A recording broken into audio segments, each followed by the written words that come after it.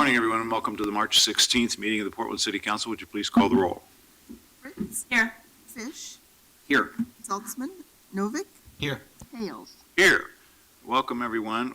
We're going to get going here in a minute. We have some communications items up front. We'll take those first and in a moment, where we allow citizens to sign up to speak on any subject of their choosing, and they'll get to do that. Then we'll get into our regular calendar. We're going to mess around with the regular calendar because Commissioner Saltzman is not here, and I will be leaving at 11:30 to welcome Lord Sebastian Coe to the City of Portland for the World Indoor Track and Field Championships that begin shortly. So, therefore, we're going to want to make sure we get emergency ordinances addressed while there are still 4 of us here. And one of the items that's up this morning is a Fire Bureau item introduced by Commissioner Saltzman, who's not here. So I might simply hold that item over to next week and let him and the Fire Bureau report on that next week. Is that a problem, Chief? Okay, all right. I'll talk to the chief. All right, why don't you talk to the chief about that, and we will then get going on communications items, starting with item number 238. Request of Jeffrey Whittle to address council regarding chronic misconduct in and around Council Crest Park.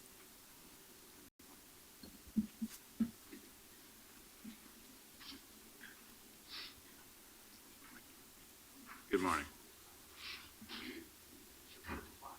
What's that? Okay, good morning. Good morning. Until about 5 years ago, the historic misconduct and property damage done by late-night partiers in the Council Crest neighborhood was effectively prevented for many years. Then the city changed its management strategy. Now 4 bureaus respond after damage and violations occur, expending more net resources than before. The area is being degraded and regaining its reputation as the late-night party spot. Requests by Swirl and Sweeney in 2013 and again in 2015 to reinstate the proven management system were rejected by the Parks Bureau and Commissioner Fritz on behalf of the city. Why would the proven methods that consumed fewer city resources and prevented degradation of the park and neighborhood be rejected? For 2 reasons, it seems. The first reason, the elephant in the room that wasn't mentioned, city bureaus have difficulty cooperating. Too often, they protect their separate resources to the detriment of the city overall. Here, no one bureau wants to pay to reinstate the former system, even if the net cost is less than what the city's doing now. The bureaus are unwilling so far to establish an overhead funding mechanism. Recently, a parks employee was removing gravel left over from road sanding and spent the better part of 2 days with the Parks Bureau's little sweeper and blower. I remarked what a shame Transportation's big sweeper hadn't taken 20 or 30 minutes and swept the park roadway when it swept the street just outside. I was told Transportation won't help inside parks. This is ridiculous, expensive, and wasteful. We need a city manager to assure the bureaus always work in the city's best interests overall. I call on each of you to endorse a change to a city manager form.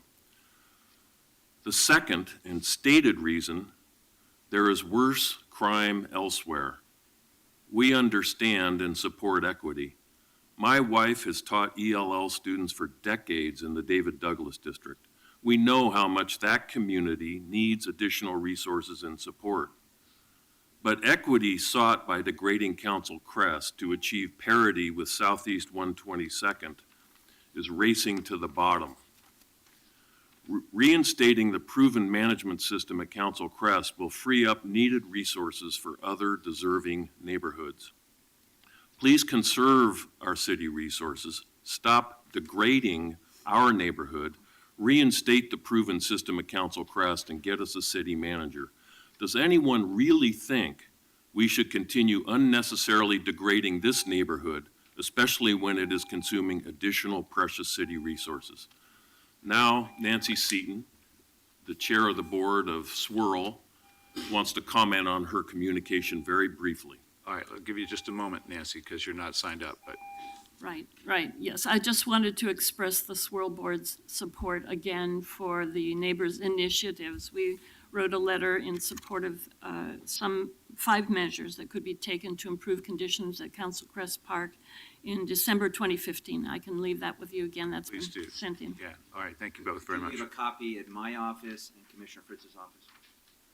We have it, thank you. And we have We'll much. we'll distribute it. We have much more information that we've given to the bureau chiefs, to each of you, and to your chiefs of staff in the past. We can do it again if you'd like. All right, thank you. Okay, item 239. Request of Charles Johnson to address council regarding surviving the Ides of March, hashtag Black Lives Matter, tprojects.info.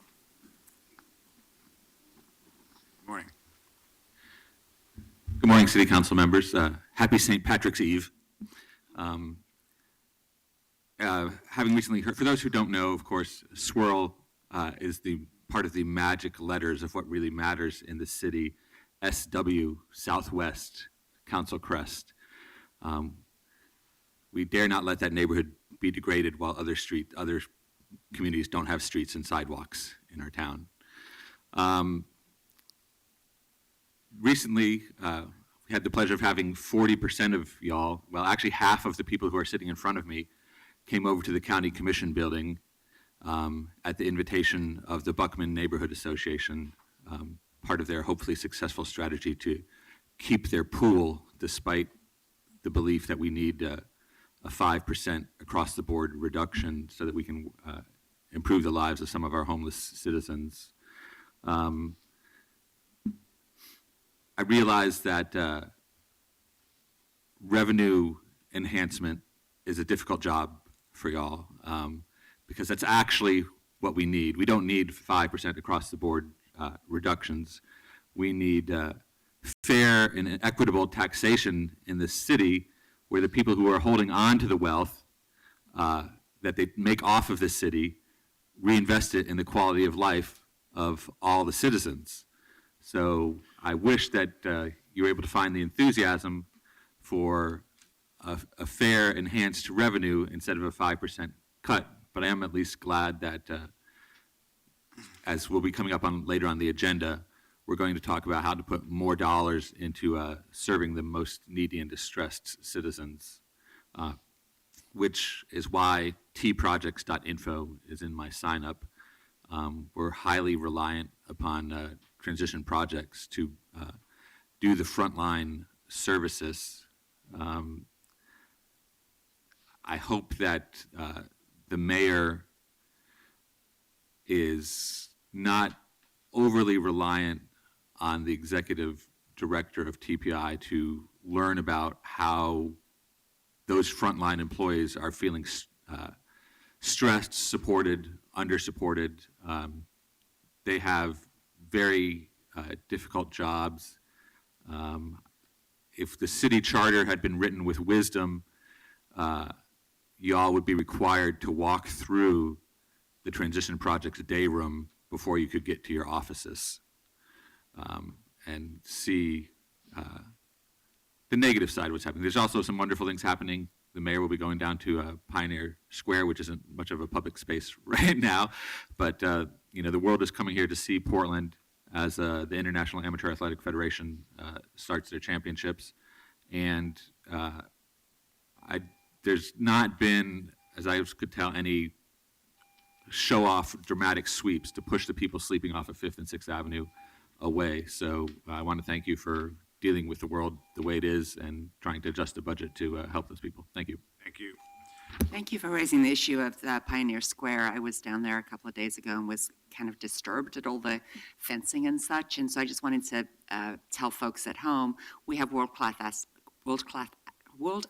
athletes, which is very difficult to say at 9:30 in the morning, coming, and their safety, given some of the events that have happened worldwide about such events, is really the reasoning for that increased security. But it's very different from our usual welcoming Pioneer Courthouse Square that definitely is everybody's living room. So I appreciate you raising that concern or that issue, Charles. Well, and the activities in Pioneer Courthouse Square are primarily free and open to the public. Right, they are. So that's what that's being set up for. So And the public's- transit centers, I mean, the transit services and Travel Portland are still open to everybody too. It's just that there needs to be more of a checkpoint to get in, but It's everybody's. not all bad. The vehicular single occupancy, there's no single occupancy cars in that one lane right there because it's totally closed, so that's not all true. bad. Thank you. It's true.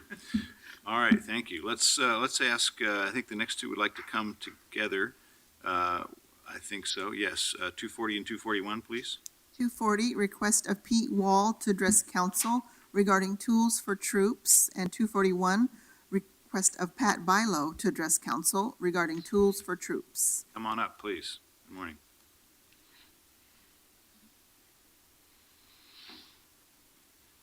Good morning, welcome. Good morning. We represent Tools for Troops, a charity set up to support the veterans of the 5 U.S. Armed Forces. We collect tools, refurbish them where necessary, and distribute them freely to veterans at stand-downs, at events of our own making, at the American Legion, and various other events that come up. So we're focused on the Portland metro area. This is our 3rd year in existence. And we have some outreach to Newport, Grants Pass, and the Bend, Redmond area as we attempt to grow. One of the obvious difficulties for any charity is funding. So we are looking for monetary donors. We're seeking assistance in our growth, which is based on chapters. So we're looking at having a chapter in Vancouver, one in Lincoln City, one in Salem, one in Lebanon, one out in Troutdale. By this means, we'll be able to grow, expand, and help our veterans that much more. How do we collect the tools? We attend the city spring cleanup days. We'll take in most anything. And also we will go to garage sales, estate sales. We'll extend by way of return, an IRS tax exempt form, which often gets the owner more than $5 for his or her hammer that they're trying to sell. We also would like to put it on record that we've, in extending our presence, we've been on the American Heroes Radio Network out of Florida nationwide. Most recently in December, we were on KATU TV on the news channel. Any assistance that the city can give us in supporting our veterans, we would much appreciate. Thank you for listening. So, but one thing that you could do is right on our cable television right now, tell both potential donors and troops, how can they find out about where to donate, where to get tools from you? Thank you. Our website, I'm Pat Bilo, and our website is tools, 4, and then troops with an S.org. We had the honor of meeting Mayor Hales at the 9/11 stand-down event.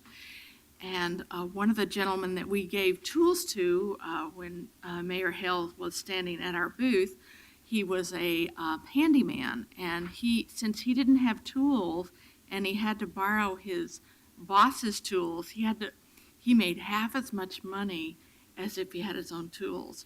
He was in tears when he left because we gave him all the tools he needed and he was able to double what he made. And one of the things after we had a conversation with Mayor Hales is we were talking to him about maybe placing some barrels where the permits and the development where contractors came in so that we could get collections. And we have, our posters they're 20 by 17, and this is just a smaller one. But we put these on the barrels and we come and collect the tools and we give them to veterans. We do not charge them. We make sure they're in working order. We've given away over $100,000 in tools from mid-2014 through the end of last year. And we know we've helped so many homeless veterans, and I know that's on your agenda to try and help find homes, and we're trying to give tools to veterans. So any help we could get to partner with us, that would be great. We partner with the Easter Seals and several employment organizations in the state of Oregon, and they may have a veteran that needs a particular tool or a particular set of tools. Maybe they were stolen or that they're starting a new job, and we do our very best to get them whatever tools they might need. So any help or publicity that you guys might help us with, it helps us all help and thank our veterans for their service. Well, we really appreciate what you're doing and the fact that you're here today highlighting this. Unfortunately, Commissioner Saltzman's not here, whose Bureau of Development Services is primarily responsible for the permit center, but we can follow up on that. But by happenstance, we have representatives of the local Home Builders Association here, Paul Grove, who's back there under the light, and Justin Wood next to the clock, who are leaders in the local construction industry. So I hope while you're here, you'll do a little networking with them, because obviously the local home builders community could help, as well as other folks that are coming into the permit center or otherwise interested in supporting the cause. So, you got lucky in terms of them being here today. We'll make sure that Commissioner Saltzman is connected to this idea as well. The other thing that you could do is, in terms of the neighborhood cleanups, I'm sure that the Office of Neighborhood Involvement could help get the word out, and we could perhaps have a barrel at various community cleanup events. So if you call 823-4000, which is the all-purpose city and county information number, and tell them that this is what you'd like to be connected with somebody in the Office of Neighborhood Involvement who could discuss this with you. Oh, that would be great. Yes, because usually people bring junk to, and it's a bulky waste cleanup, but I'm sure that as people are cleaning out their garages, they may find, as I have, that I have 2 sledgehammers. I don't even know why I need 1 sledgehammer. We attend several, how many do we attend several a year, and we are, that's a great idea Yeah. to reach out to the main source We for can that. definitely help for that. Oh, thank you so much. Hey, thanks. We're looking forward to working more with you. Thank you very much. I see it again. Two. Okay, let's take the last communications item, please, number 242. Request of Alan Rood to address council regarding lane changes at Foster and 60th and the traffic signal crosswalk signal at 62nd and Foster Holgate. He is not going to be speaking today. Oh, all right, thank you. We'll give him another opportunity. All right, then, let's see, are there any items to be removed from the consent calendar? I don't have any We have on my 254, notes. Which one? the 254, 254? yes. Oh, there it is, I'm sorry, yes, I did have that. All right, we're pulling item 254 to regular calendar. Any others? If not, then let's take a vote, please, on the balance of the consent agenda. Fritz. Aye. Fish. Aye. Novick. Aye. Hales. Aye. Okay, let's move to item 243. Accept report on new Portland Fire and Rescue duty uniforms. Okay, come on up, chief. Send Liam in with the draft one. Good morning. Good morning. Thank you for taking the time to listen to us this morning. Good morning, Mayor, Commissioners. For the record, Aaron Jansen's Fire Chief for Portland Fire and Rescue, and I have with me Lisa Williamson. Lisa is our clothing officer who works out of our logistics section. So, like most sworn professions, Portland Fire and Rescue has a long-standing tradition that represents our identity, of wearing uniforms that represent our identity, profession, and esprit de corps. We've currently been wearing our Ben Davis-style jeans for over 30 years, and our current duty shirts that are the medium blue shirts for 20 years. Unfortunately, our current duty uniforms do not meet NFPA 1975 standards, and we've also had significant quality control issues with those also. So in order to both meet NFPA safety standards and reduce uniform replacement costs, the logistics section, in conjunction with the uniforms committee, recommended a duty uniform change to a NFPA compliant Nomex uniform, which has been recommended by both OSHA and NFPA. So thanks to the conscientious efforts of Lisa Williamson, Portland Fire and Rescue conducted numerous wear tests with various groups of firefighters. She received overwhelming support for the new uniform and convinced us to pursue the change. And she did this in 3 ways. The new uniforms meet current OSHA and NFPA recommendations, as I stated earlier. What's NFPA? National Fire Protection Association. She calculated that the longer wearing uniforms will save money in the long run, and did the complete change of our duty uniform over 2 fiscal years, so therefore not requiring any additional funding to do a uniform change, which is unusual. And with wear tests with our firefighters love the new uniform. So she also coordinates with transition projects and others to donate any used clothing items that no longer meet professional standards yet continue to have some useful life. So any kind of used items that will be turning in will be put to good use there. So beginning Monday, March 21st, Portland Fire and Rescue is going to look a little different. So all of our sworn firefighters who work on the line will be wearing a new black Nomex uniform, as Lisa is wearing today. Our 40-hour chief officers will continue to wear the white uniform shirts as I'm wearing, and our staff officers will have the option to wear either the black uniform or the white, but the medium blue will no longer be in existence. And our dress uniform and turnout uniforms will obviously remain the same. So with that, I just wanted to introduce that to council and to all Portlanders that beginning Monday, we're going to look a little different.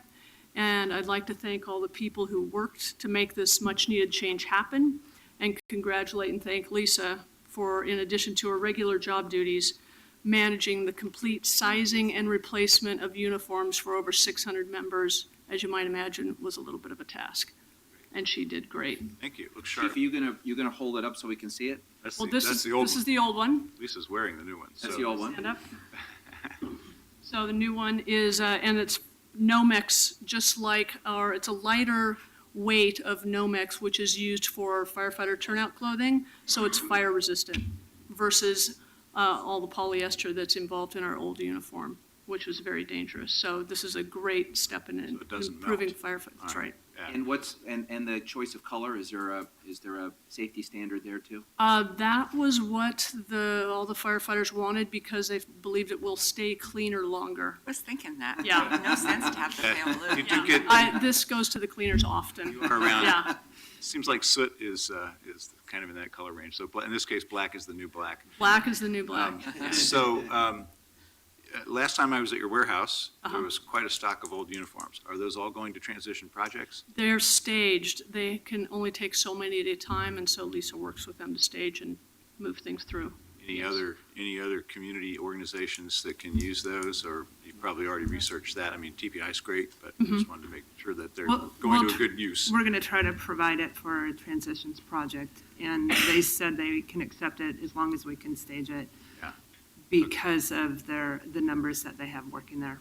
So there's really no wastage involved here? I mean, in terms Correct. of Correct. we're not sending anything to We, landfill, we're just, we believe that it's going to save money ultimately. We were having enormous quality control issues with the with our old uniforms, even just ordering them in, and inconsistent sizing, poor quality, poor stitching, buttons, zippers, all of those things were really a Fading. problem.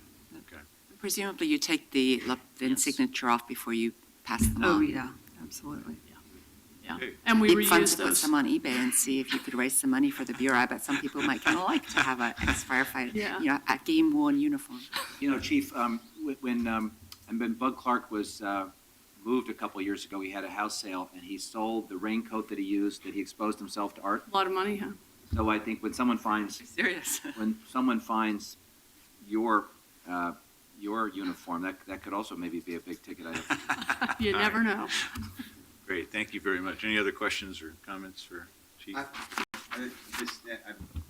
And thank you for the work you put into this, and it does, yes, I'm pleased that we're going to be saving money on cleaning uniforms. But I'm disturbed by what Commissioner Fish just said, I have to say, because I would have hoped that raincoat would be in the Oregon Historical Society. So I need to tell Terry Chimchuk to track it down. Well, it's in the equivalent. It's in the collection of one Thomas Lauderdale. Okay, that might be even better. All right, thank you both very much. Thank you. Anyone want to speak on this report? Then a motion, please, to accept the moved. report. Second. Roll call. Well, I'm sorry that Commissioner Saltzman's not here because this clearly is both an efficiency and a safety issue, and that's dear to both of those are dear to his heart. And thank you to Chief Janssens and Lisa and others for all of your good work. It's very impressive, and I'm sure that we'll get lots of good press coverage for how efficiently and cost-effectively this has been done. Thank you. Aye. Yes, thank you for the presentation. Chief Jansen's recently announced that she would be retiring in due course, and I look forward to the public celebration of her service to our city. I had the honor of being on a panel that actually initially reviewed her application to become a chief, and it's been an honor to work with her. And thank you for an outstanding presentation today. Aye. Novick? Thank you for the presentation. I too am looking forward to a raucous celebration of Chief Jansen's career. And I would not take Commissioner Fritz's suggestion about auctioning off game-used uniforms lightly. I bet you could raise some money off that. Aye. Hales. Aye, thank you very much.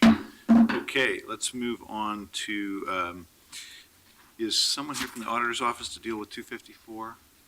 Yes, they're here. Okay, let's go ahead and deal with 254, and then we'll move into the regular agenda. Amend contract with Moss Adams LLP to extend by 1 year for financial and federal compliance audits of fiscal year 2015, 2016, and increase compensation by $599,750. Good morning. Good morning. For the record, I am Fiona Earle, Principal Management Auditor in Audit Services Division of the City Auditor's Office, and I manage the city's contract for financial audits. I'm here today to ask for Council's authority to extend this contract for a final 1-year term. When we went out to bid in 2012, and we had 3 respondents, it was given to Moss Adams by an evaluation committee. The contract was written in the normal way for these types of financial audit contracts. It was a 3-year term with the option to extend for 2 single 1 years, and this would be the second of those 1-year terms. The amount of money authorized in the initial contract covered the first 3 years. So this final amount of money would apparently be a huge increase if you measure it against the initial contract amount. But we did, in fact, get Moss Adams to reduce their fees by 3% compared to the previous year.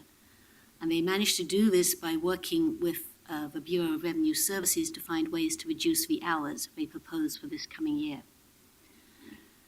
So I think I will simply ask if you have any questions about this extension. No, and do we need to adopt this amendment that you provided?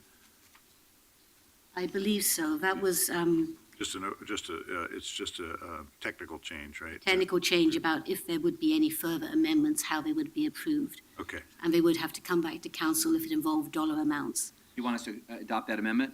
Yes, So please. moved. So we're moving the amendment described in the March 15th memorandum from Ms. Earle. Any discussion of the amendment? Roll call? Fritz? Aye. Fish? Aye. Novick? Aye. Hales? Aye. Okay, thank you very much. Thank you. Anyone want to speak on this item? Then if not, it passes to second reading. Thank you very much. Okay, now let's move to regular agenda item number 255. Strengthen regulations for tree preservation in development situations. Okay, so let's figure out how we want to proceed on this. Commissioner Saltzman is not here, but apparently has an amendment. This was scheduled for second reading. We would normally be voting. We also were approached this morning by some folks that wanted to speak on the amendment, and I was not aware of that until just this morning, and said that we would try to provide that opportunity, but he's not here. So my recommendation, I think, is that we take testimony at some future council session, not necessarily today, and that we take action at some future council session. Mayor, I asked, I was unaware of the amendment, so I asked Commissioner Saltzman's office to furnish me with a copy. I told Mac Rum of his staff that as a courtesy to him, I would offer the amendment, so it was on the table. And my suggestion is that we set this over till next week, take testimony next week, and vote on the ordinance. So as the That's- co-sponsor, or actually the initiator of this ordinance, I was also not aware of the amendment and I was aware that something might be coming, but hadn't seen it till this morning. This is a stopgap measure, and we are coming back to council on the 30th of March, which is 2 weeks from today, with a report on the tree code and a request to establish a committee to to do a thorough review of the tree code. And if council wishes, we can get that going sooner rather than later. The request was for the next fiscal year. However, we could get started earlier, and we could bring back amendments as soon as the committee's recommended it. I'm really concerned about putting an amendment on the table that the majority of the public hasn't seen, that has not been published even on the Tuesday memo, and which there has been an opportunity for public review of what we have on the table, which is intended to be, as I said, a stopgap measure. It's not the be-all and end-all. There will be more opportunities in just 2 weeks for people to testify. If Commissioner Saltzman and others want to put an amendment on the table or want to amend the ordinance, they could file this coming Monday and have something on the council agenda which everybody in the public could then review. So my preference would be to adopt the stopgap, to vote on the stopgap today, and then continue the discussions, as I'm sure we will, several times over the next year. Well, I understand your desire to try to resolve this, Commissioner Fritz, but I'm uncomfortable with leaving a sponsor of this ordinance behind who has unfortunately not able to be here this morning and has proposed an amendment. So what I'd like to do is I'm going to accept a motion to adopt this amendment. Is there a second for that motion? For Courtesy purposes, second. So I'm going to accept the motion to consider the amendment, put it on the table, and thereby make it available to the public. And I think I'm going to set the whole thing over to March 30th so that we can take up this ordinance and the report on the same day, so that people that are interested in the tree code will see what we're doing. I'll take testimony on the amendment as the council considers it that day. Does that make sense? Mayor Try Hills, to can I kill just, two birds with one stone here? can I forecast something? Commissioner Fritz, I think, has rightly characterized this as a stopgap measure. It is actually an ordinance, which means it's not effective for 30 days. If we set this over for 2 weeks, and we take testimony on the amendment, and we have a final package, I probably will sponsor an amendment to put an emergency clause on the ordinance so we can proceed. Actually, I appreciate the concern and the support, Commissioner Fish. However, that's really difficult for staff in the Bureau of Development Services. If we put an emergency on, that means that they wouldn't know what was going to be in the rule, and then they're supposed to then implement it the very next day without the opportunity to do training with their staff, without the ability to put out brochures Withdraw the about what. motion. I was because you referred to it as a stopgap and it would otherwise be a 30-day lag until it actually becomes effective. I would propose it. If that's not the will of the sponsor, I won't propose it. But it's my intention to cast my vote on the 30th. So I'm going to set this over to the 30th. So in that case, Mayor, we're going to need more than an hour on the 30th, and you have another time certain scheduled for 3 o'clock on the 30th. I'm not so- sure why we'd need more than an hour to consider this amendment and a little bit of testimony on the amendment. Well, we have what's on the council agenda is the report on the tree code, on the Okay. tree All right. code, So which what's on we the will- council calendar that morning? it's on the afternoon, and it's the Office of Equity and Human Rights annual report. All right, well, I might be willing to accommodate this and either move that time certain or otherwise make this work. Thank you. I just want to make sure that we are open with people who are planning to testify on both issues. Yes, okay. All right, so I'm going to continue this to the 30th. We'll make the amendment available to anybody that's interested, and we'll take this up then along with the report. Okay, item 256.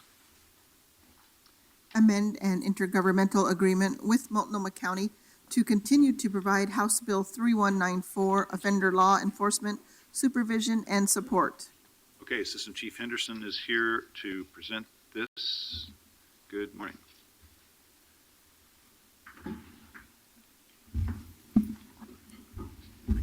Good morning, Mayor. Good morning, Commissioners. For the record, I'm Donna Henderson, Assistant Chief of Investigations for the Portland Police Bureau. This is Lieutenant Dakin, who is a lieutenant in our detective division.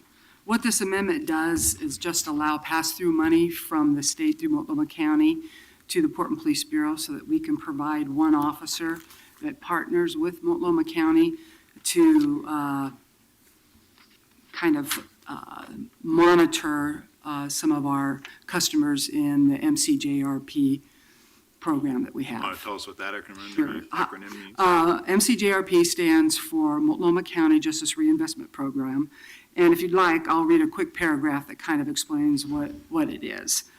Justice reinvestment seeks to improve public safety by reducing spending on incarceration in order to reinvest savings in evidence-based strategies that decrease crime. Our program is a collaborative effort to improve assessment of criminal offenders in Multnomah County and provide them a continuum of community-based services and sanctions. This combination of early assessment and intervention is provided to reduce recidivism while protecting public safety. The distinct thing about our program is that we have a number of agencies that have worked together for over 2 years. We arrive at 7 o'clock in the morning every Friday to discuss what we need to do next. And the partners include, obviously, the Portland Police, Gresham Police, Fairview, Troutdale, Sheriff's Office, the Department of Community Justice, Oregon Judicial Department, District Attorney's Office, Crime Citizens Commission, Defense Bar, CODA, and the Multnomah County Local Public Safety Coordinating Council. If you have the report in front of you, if you go to page 11, it gives you the numbers that we have produced this year, or this quarter, and it shows the individuals that we have contacted as a pair. And by the way, the team is one Portland police officer and one Multnomah County officer, and we work as a team. And the whole point is to just keep these folks on track, make sure that they get to the services they need, and hopefully to keep them out of the system in the future. So the fundamental purpose of this whole effort is alternative sentencing as opposed to simply sending people to jail. Absolutely. Sending them to prison. Yeah, to prison, I Yes, should say, yeah. so that we don't have to build new prisons, but still maintaining the safety of our public. Yeah, so taking people's individual cases, coordinating the work between parole officers and the Bureau. Okay, Yes. all right. So questions about this program? Not a question, but a comment. I mean, Multnomah County's program has been recognized as sort of the model program for justice reinvestment in the state. There's a sort of a quirk in the funding of the criminal justice system where actually, in a way, counties have a financial incentive to send more people to prison because then they're in the state budget. If they're in jail or in supervision, they're in the county budget. And Representative Jennifer Williamson and a lot of other good folks a couple of sessions ago were trying to figure out how to put systems in place that give counties the resources to keep people out of prison. And Multnomah County stepped up early to propose a method of doing that.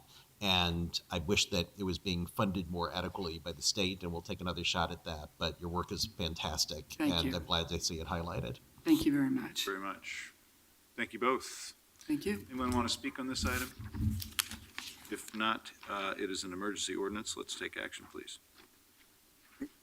Thank you very much for your work. Christine Nieves, one of my policy advisors, worked on this with then County Chair Marisa Madrigal when she was working there.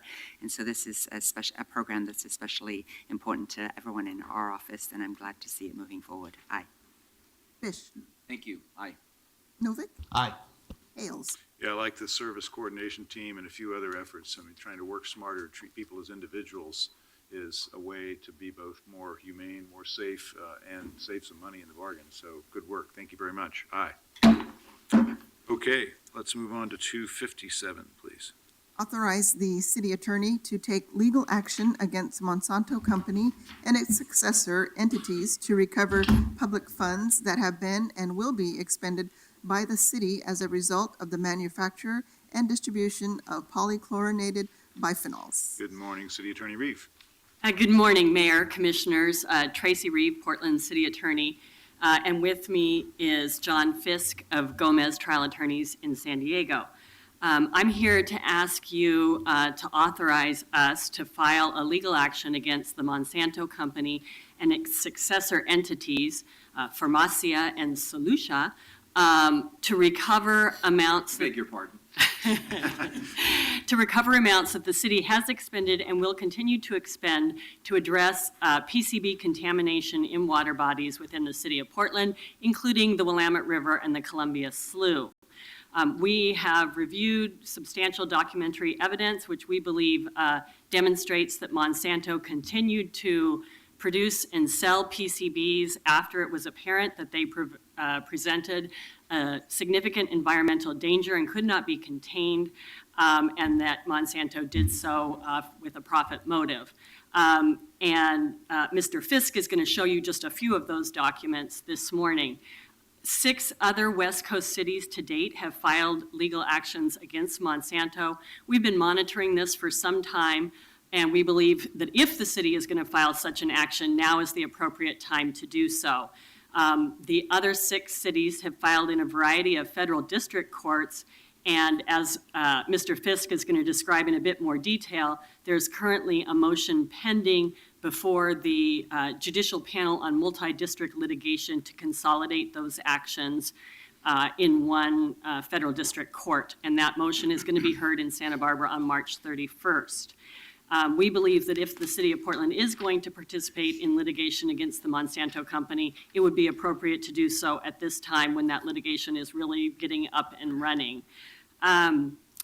One other thing that I wanted to mention is that the question has come up about whether the timing of this is being driven by the status of the Portland Harbor Superfund site.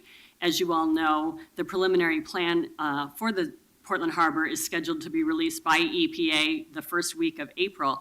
And really the connection in timing is quite fortuitous, as I say. We've been monitoring these potential legal theories and potential claims against Monsanto for some time, and really our request that we initiate legal action at this point in time, if we're going to do so, is driven more by the status of those cases and by the pending motion for consolidation before the joint panel than it is by the Portland Harbor Superfund.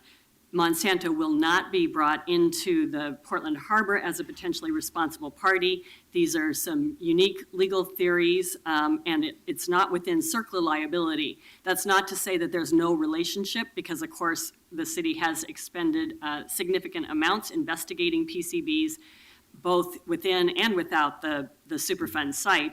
And those funds would be among those for which we would seek to recover. So there is some relationship, and it will inure to the benefit of our participation in the Superfund and the amounts that the public has already expended to deal with PCBs. But we are not requesting legal action at this time because of the status of the Superfund action. So with that, I'm going to introduce Mr. Fisk and turn it over to him. And I'll just say that should the council elect to pass this resolution and authorize us to file, we have already had significant meetings with Gomez trial attorneys and have communicated with the other cities that are initiating litigation. And our intention would be to have the city be represented both by the Portland City Attorney's Office and by the same outside counsel, which is Gomez trial attorneys and Barron and Budd out of Texas. Gomez trial attorneys are in San Diego, California, that are jointly representing the other 6 cities. Welcome, good morning. Thank you. Good morning. My name is John Fisk. I am an attorney from Gomez Trial Attorneys. I'm a civil litigator and a trial attorney. And currently, my firm and the law firm of Barron and Budd represent 6 other cities, which include Seattle, Spokane, Oakland, Berkeley, San Diego, and San Jose. And we, on behalf of those cities, have filed 6 individual lawsuits in federal court against Monsanto Company for PCB contamination. And PCBs are polychlorinated biphenyls. They are chemicals that are toxic. They cannot be contained to their original application, and they last decades, if not centuries. And in each of those situations, while each city has its own unique water body, in each of those situations, the story of the fate and transport of the chemical is the same. And so what has occurred is that up and down the West Coast and frankly all over the country, municipalities are being held responsible to pay for chemicals that Monsanto knew were a global contaminant and environmental problem. Currently, the procedural posture of the case is that we have filed what's called a petition for transfer under 1407. This requests of the federal court system the Judicial Panel on Multi-District Litigation, a coordination of all of the cases in front of one federal judge. It does not mean that the cases are combined into one case, but rather that they are all coordinated in front of one judge to save time and money and to be more efficient in the litigation of the case because it coordinates all pre-trial discovery and legal motions. So as Tracy explained that to me, this is not a class action lawsuit, but by putting all the cases before one judge, there's an efficiency result that occurs to all the parties. That's exactly right. So your case would be originally filed, if it were pre-MDL, it would be originally filed in the district that it is located, so it would, in Oregon. If it were filed after the MDL, there may or may not be a choice to file it directly into the MDL. However, it's a separate case that the city of Portland has that could be settled before, during, or after, or tried before, during, or after any of the other cities, just depending on how the procedure moves forward. Tracy, could you explain in plain English to us why the impact statement says there's minor out-of-pocket expenses but no other exposure to the city if we move forward? Yes, while we have not yet, obviously, and would not do so prior to council authorizing us to initiate legal action, retained outside counsel, we have had discussions with Gomez trial attorneys and Barron and Bed on what the terms of the representation would be should council authorize us to move forward.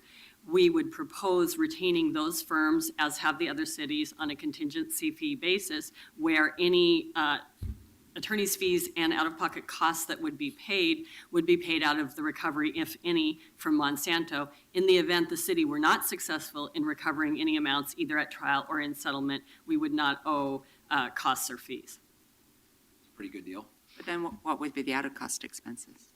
The out-of-cost Out of- expenses would be treated the same way they'd be payable out of the fees. There would be some minor costs to our office, and we believe we could cover those in our regular budget and not any Fees. additional. But that was Commissioner Fish's question, was about the impact statement said there might be some other out-of-city expenses. But No, I understood, Commissioner Fritz, that the office will be managing the relationship with the law firm, so there might be incidental costs they incur, and they're just flagging that. So But even if we don't recover anything, we don't have to pay the investigation costs or any Correct. other fees. Their Correct. filing fees and document production and that kind of stuff. Correct.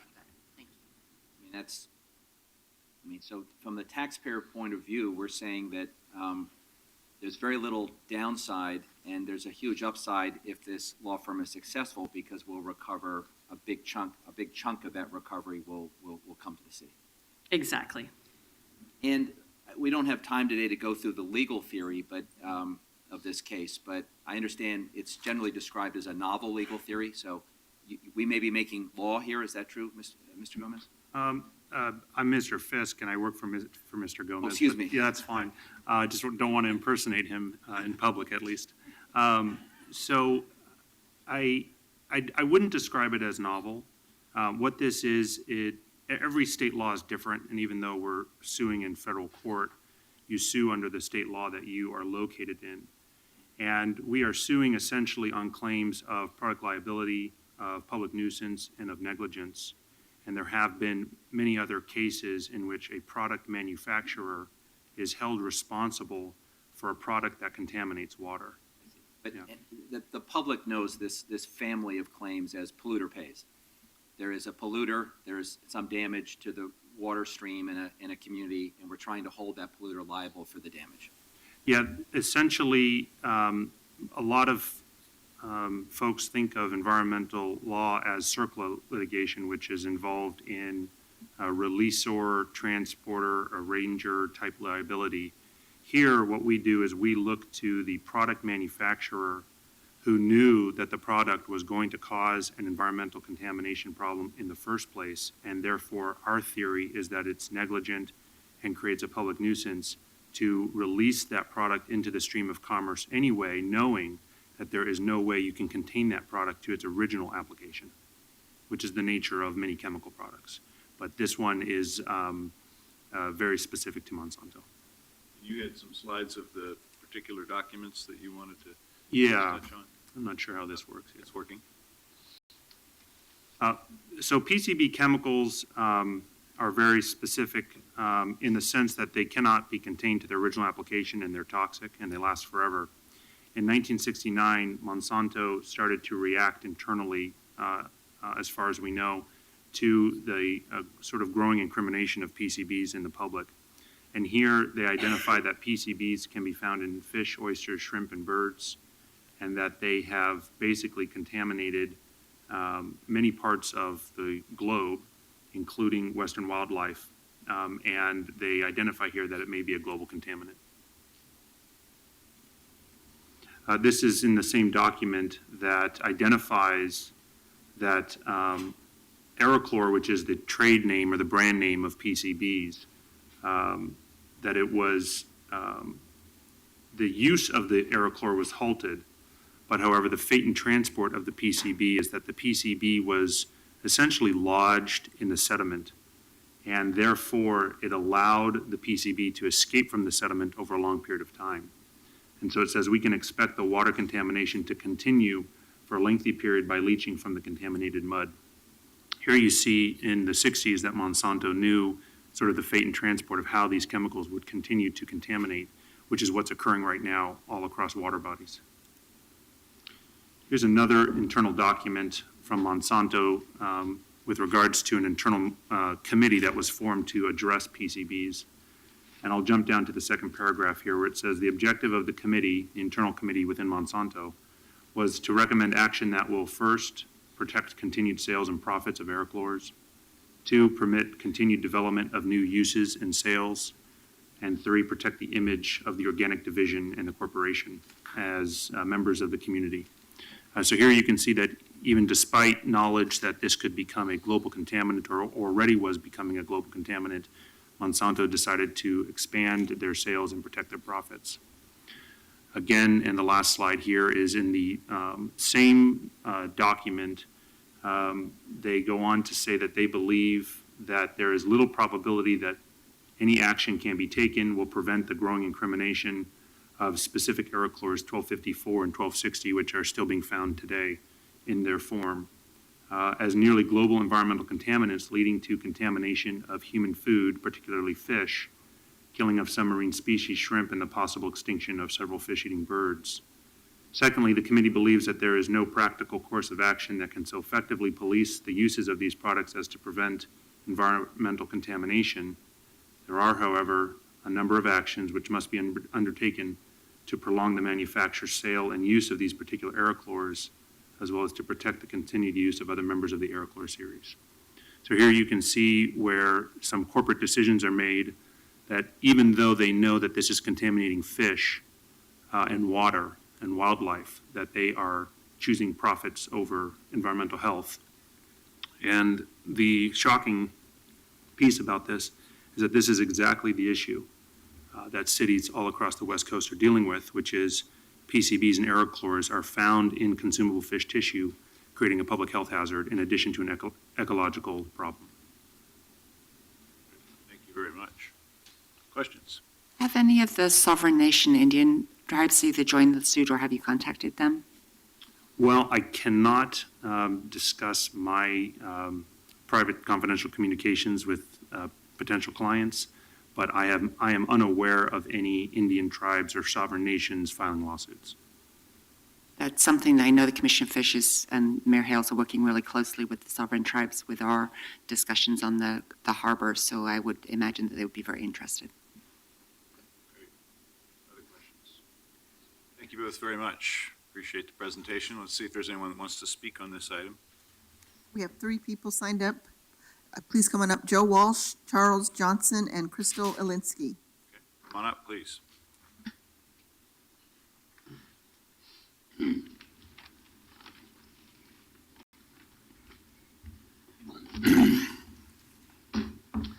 morning. My name is Joe Walsh. I represent Individuals for Justice. We take no money from the city or the state or the federal government. And it would be really nice when people come up to testify that they would say that. So we're going to say it every time we testify. This this may be the first and last time that the city attorney and individuals for justice are on the same page. We like this. In a previous life, when I was working for a living at Long Beach Naval Shipyard, we had a tremendous problem 20 years ago with PCBs in our transformers. They were leaking. This is really bad stuff. And that's what I want your listeners to hear. This is asbestos plus. This is bad stuff. And we really like the idea that the city would join this. And also we like the statement by Commissioner Fritz that maybe we could reach out to the Indian tribes and get them involved, because they should be. They have streams, they have fish.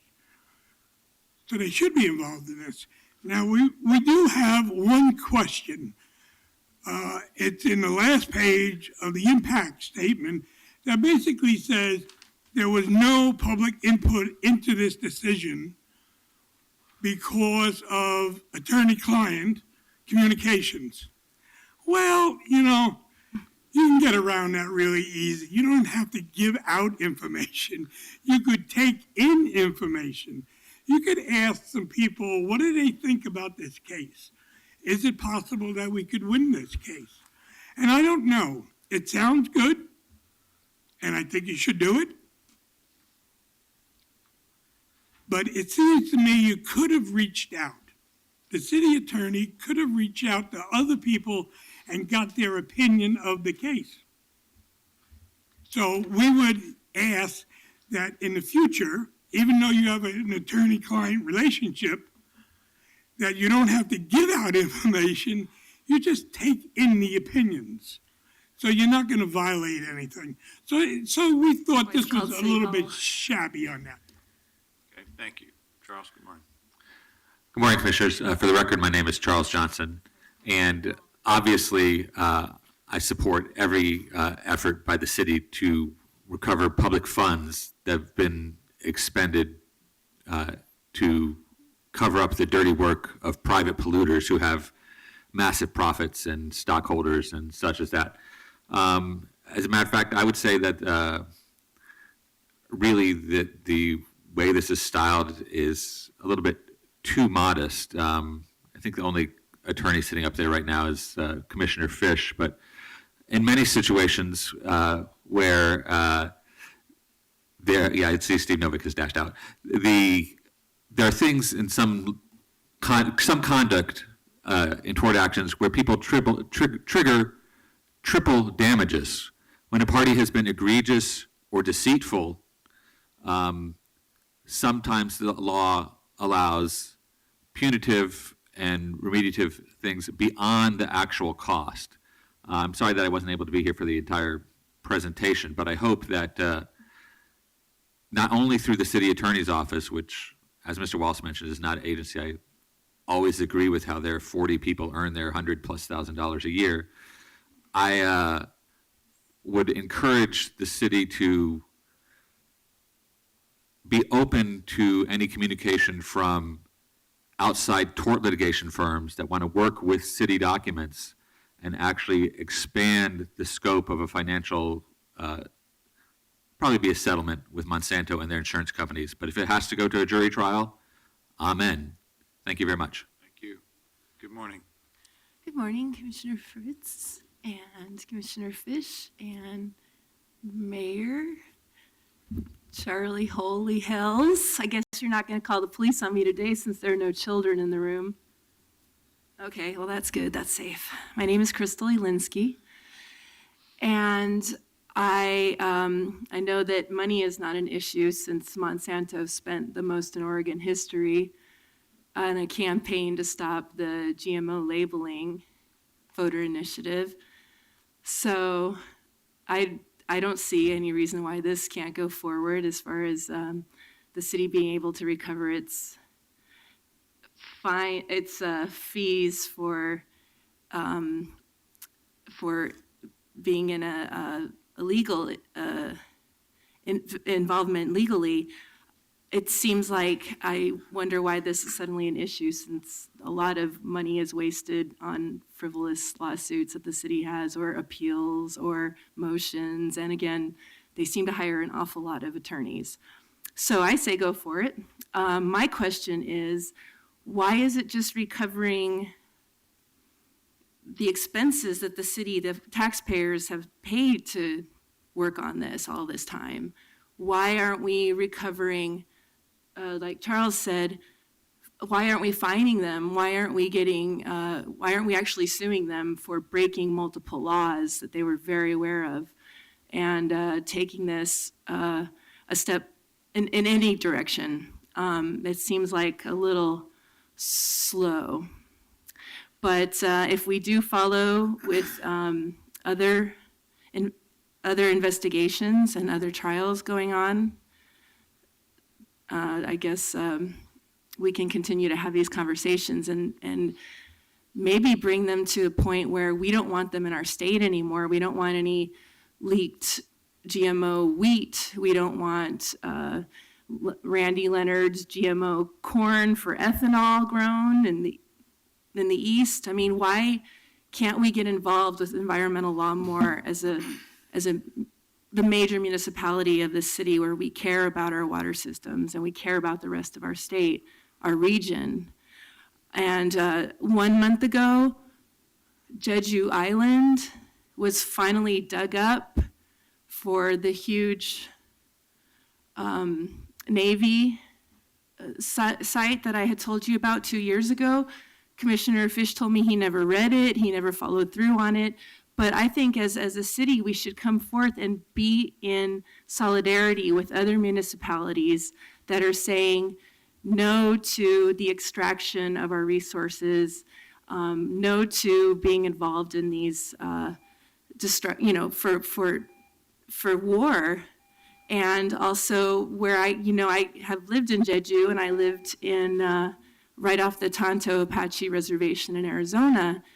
And why can't we say that we want to stand up as a city and make a resolution to not allow Tinto Rio to come in and mine our lands? Why don't we do this more often? Why don't we pursue environmental law if we've got all of these paid, very well paid Thank you. Thank you very much. lawyers? Thanks.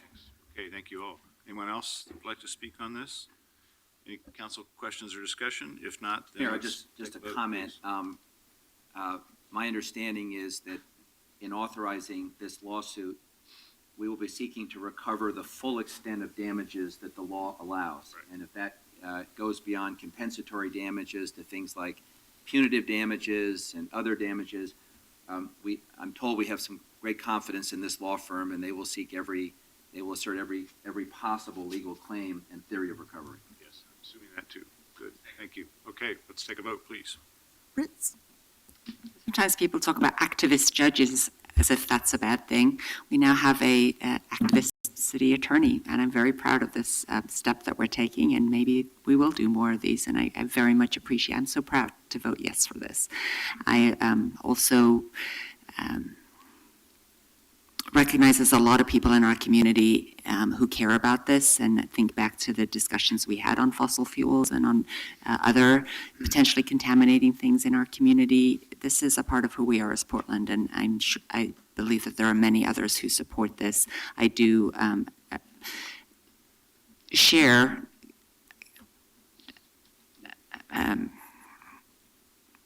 the concern about community outreach, but that's not the city attorney's job, that's our job, and that we could have done more of that, but it just seems such a good thing to do that I'm glad we're doing it right now. Aye. Fish? Well, I think that today's a good day for those of us who care about justice. This morning, the president nominated, imagine this, he nominated someone to serve on the United States Supreme Court. And we shall see. And it is followed by a hearing on a resolution to hold Monsanto accountable for the harm they've caused our community. And I'm very pleased this morning to support this resolution. PCBs are toxins that cause harm to fish and to humans and to our river. And collectively, we believe in the notion of holding people accountable for their bad behavior. And as the lawyer noted earlier, there are different theories of how you can hold someone accountable. Through Superfund, we're hoping to hold people accountable through a kind of polluter pays theory. This is a different legal theory, a creative legal theory, but one that I think we should join robustly.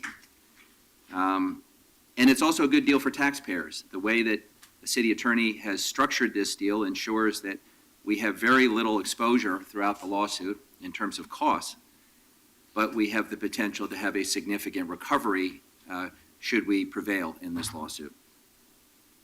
Having worked on Superfund now for a couple years with the mayor and Commissioner Fritz and my colleagues, I have a deeper understanding of how much damage has been done to our river by people that did not always have the public interest in mind.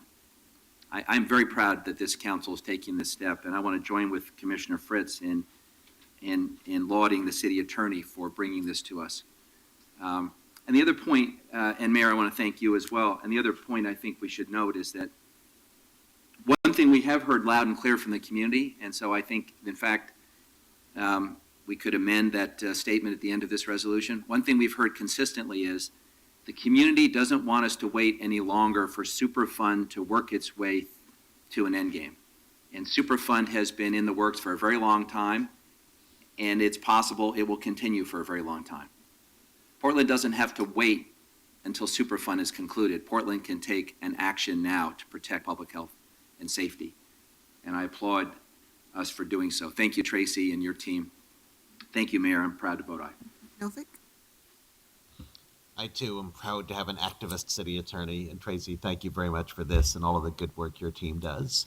I also would like to take this opportunity to say, thank goodness there are trial lawyers in America willing to work on contingency, taking the risk that they might lose and enabling people and governments to be part of a lawsuit without coming up with a bunch of money up front.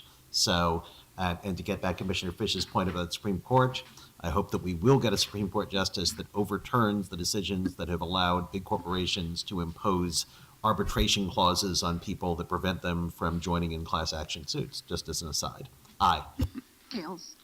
Well, I'm very proud of this as well, and I think it says a lot about who we are as a city. We're joining this effort not just to pile on, and certainly not because we're anti-business. We're joining this effort because this is very consistent with who we are as Portlanders, and because we know in this city that environmental stewardship and economic success are not in conflict.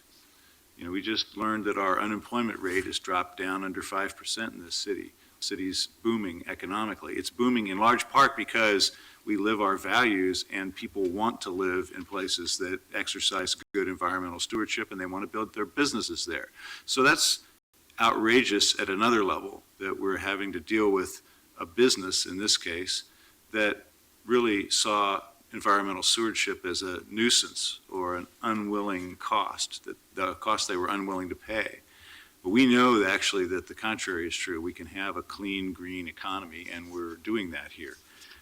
We also believe that businesses ought to be held responsible for their pollution. In fact, as you may have heard, Mr. Fisk, we're dealing with an air toxins problem in Portland at the moment, where a couple of local businesses were emitting toxic compounds, and we need to be serious about addressing that problem and cleaning up the after effects of that pollution as well. And speaking of cleaning up the after effects of pollution, the other reason why I'm glad we're participating in this and why there is justice and injustice at work here is that the people of the city of Portland have spent over $1 billion to stop polluting the river with raw sewage. We cleaned up that problem that our sewer system created for decades in our river. So the citizens of Portland, many of whom have a lot less money to work with than Monsanto, dug deep in order to pay for cleaning up our mess, and other businesses should be held to that standard. Finally, this is one more example lately where cities are really taking the lead on environmental issues, whether it's climate change or energy conservation or transportation or pollution control. We wish that the federal government were a more aggressive regulator. We wish there was money in the Superfund not just a mandate. And we need our state to step up on environmental stewardship issues as well. But it falls more and more often to cities to take the leadership in this, and that's why the leadership of our city attorney is very much appreciated. Good luck. Godspeed. Aye. Thank you. Okay, let's move on to another city issue, 258. Amend the fiscal year 2015-16 revised budget to respond to the housing emergency. So I want to call up our team from my office, A Home for Everyone, and the county, the City Housing Bureau, for the moment, and have everyone tell us what we're about here. Good morning, Mayor and Commissioners. Josh Alpert, Chief of Staff in the Mayor's Office. I'm going to be very brief so that I can let my teammates here speak to this issue, but first wanted to just introduce why we're here today. This is an unusual and somewhat extraordinary request. Typically, as you well know, we handle budget allocation requests either through the budget process, through our fall and spring bump. And in congruence with the state of emergency, we're here today to go outside of that norm because there is a need on the street currently that is not being met, that's causing considerable backlog and actually resulting in more people in danger of falling into homelessness at a time when we're trying to get them out of homelessness. So the package that we're bringing here today is a request for unallocated general fund outside of the budget process to both pay back costs that have been spent by the Office of Management and Finance as we've been moving forward on shelter and other programs, and then a request for additional funding, all of which will be spent in this current fiscal year. Obviously, in the budget process, we'll be making decisions to bring forward to the mayor and council on funding for the next fiscal year. This is all for the remainder of this fiscal year to keep us moving as we're attacking the issues surrounding homelessness. With that, I'll turn it over to Bob Kita to talk about the costs for the Office of Management and Finance. Good morning. I'm Bob Kita, OMF, working with the Mayor's Office on several different projects here. The first one we want to talk about is the Sears Shelter. That's the Sears building on Southwest Multnomah Boulevard. We have opened that one as of Thanksgiving of 2015. For 6 months is the term on that. But as far as our budget for that building goes, we have always operated it as an empty building right now. So putting 175 people in it has its effect on not only the utilities, but on the maintenance calls that we have to go out and service the building, whether it's stopped up toilets or heat calls or things like that. So we've had an increase to our operation budget that we are looking to recoup through this action. The second shelter is the Peace Shelter on 4th and Washington. We got it for a very good price at $1 a month, but with that, we had to take over the actual improvement to make it an operating shelter where we had to do TIs on the building to tenant improvements to increase the exiting to meet fire code for the building, as well as repairing toilets, again, the big piece of it, and making sure the heat systems are working in that building. So that's the second item in our request.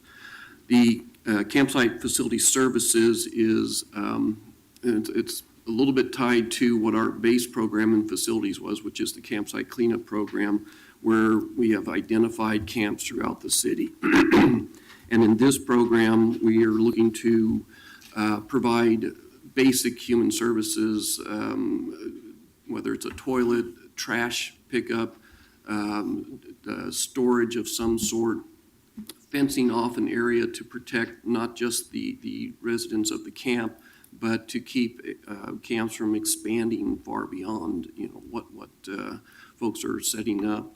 So there are several areas in here that we're trying to recover to make sure we have funds to take care of the fencing, the toilets again, the staff time involved with going out, meeting with contractors to do these kinds of improvements. Trash services is one of the big ones in that there are programs where we have folks going around picking up trash everywhere, where we're finding that if we simply locate a dumpster, that the campers, the people will actually clean up after themselves if we provide the simple service of having a dumpster at a site. But again, there's a cost to that, to have that picked up and maintained.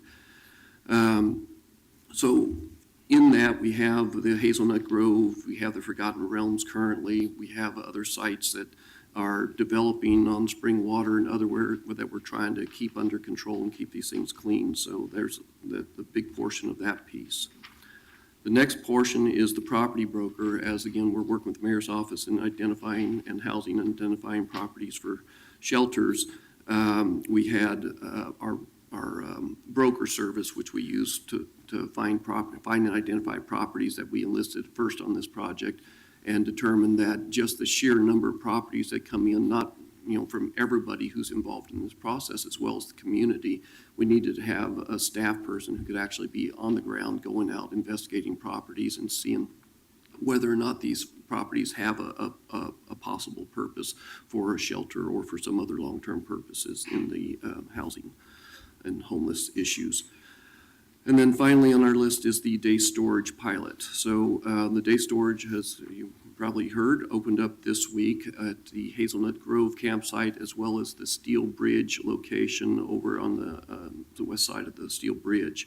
The day storage, again, is something that we're piloting to see and address the needs of the homeless.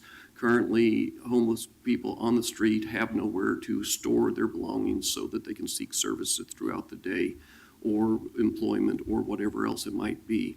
The day storage is being piloted at 2 locations. One is a non-organized camp. That's the Steel Bridge. That's where we have, just independent campers or small groups of campers that we're looking to utilize this service. And then the second site is the, currently anyway, is the Hazelnut Grove, which is an organized camp. And we're seeing if an organized camp has a use for this also, in order for people to be able to leave the camp and again seek services and do the things that they need to do throughout the day. The day storage units are mobile and portable. It costs us $200 to pick it up and move it somewhere else. So as campers move, we want to be able to move these things in order to provide the service where the need actually is.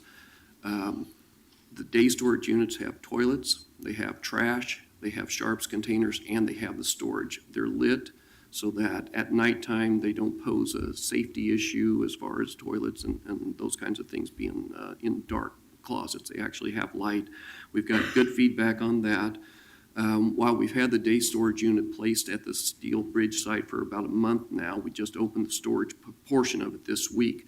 But the toilets, the sharps containers, and the trash have been utilized for over a month.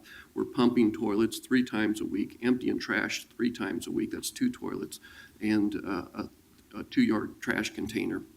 So the impact on the neighborhood is already amazing as far as the use and that campers using these things, bringing their trash in, using the facilities as they're meant for. So we have surveys that will be going out to the communities as well as the users that we're going to collect information on just to see for the user's perspective, is this working? Is it going to service and provide things that you need to help you find what we need? The day storage units, we also have 7 agencies worth of information, pamphlet type forms that will be able to be handed out as the day storage is opened each morning for people looking to find services. So those make up the OMF portion of this request. Al, do you want to go through the Housing Bureau portion? Or Mark going to do that? Okay. Well, so I'll start with a couple of the items. Good morning, my name is Mark Joel, and I'm the Initiative Director for A Home for Everyone. I appreciate the opportunity to be here. I want to speak specifically to the rent assistance requests for permanent housing placement and retention, and also eviction prevention, and a little bit on the shelter services request. In terms of the rent assistance, you're aware we have about 4,000 people a night who are sleeping outdoors or in our shelters. we have another 12,000 people or so a night who are doubled up on couches, sleeping in basements and garages, and don't have permanent places of their own to live. All of those folks are looking for permanent housing. At the same time, the continued rental crisis and escalating rents and stagnating incomes are pushing thousands of additional individuals and families to the edge of homelessness every month. Our providers are reporting receiving hundreds of calls for eviction prevention help each month that they have to turn away. Thus far, under the state of emergency, council's allocated emergency funding primarily to expanding shelter capacity, which is absolutely essential. But if we want to stem the inflow of new people onto our streets and onto our shelter waiting lists, and if we want to help people move out of those shelter beds and into permanent housing, we desperately need additional rent assistance dollars. Our providers are reporting that the increasing demand and escalating costs per household to place and retain them in housing has left them entirely spent out of their rent assistance dollars with 4 months left to go in this fiscal year. And that's across the systems. The single system, the family, the youth, domestic violence, and veteran systems have all allocated the dollars they had available. They've done tremendous work with that. As you know, last year, those providers were able to help 3,500 people move into permanent housing. They were able to help over 4,000 people avoid eviction. This year already, in the first 6 months, they've housed over 1,000 people. They've actually helped more than 3,200 avoid eviction through prevention assistance. Just this year, this calendar year or this fiscal year? This fiscal, the first 6 months of the fiscal year.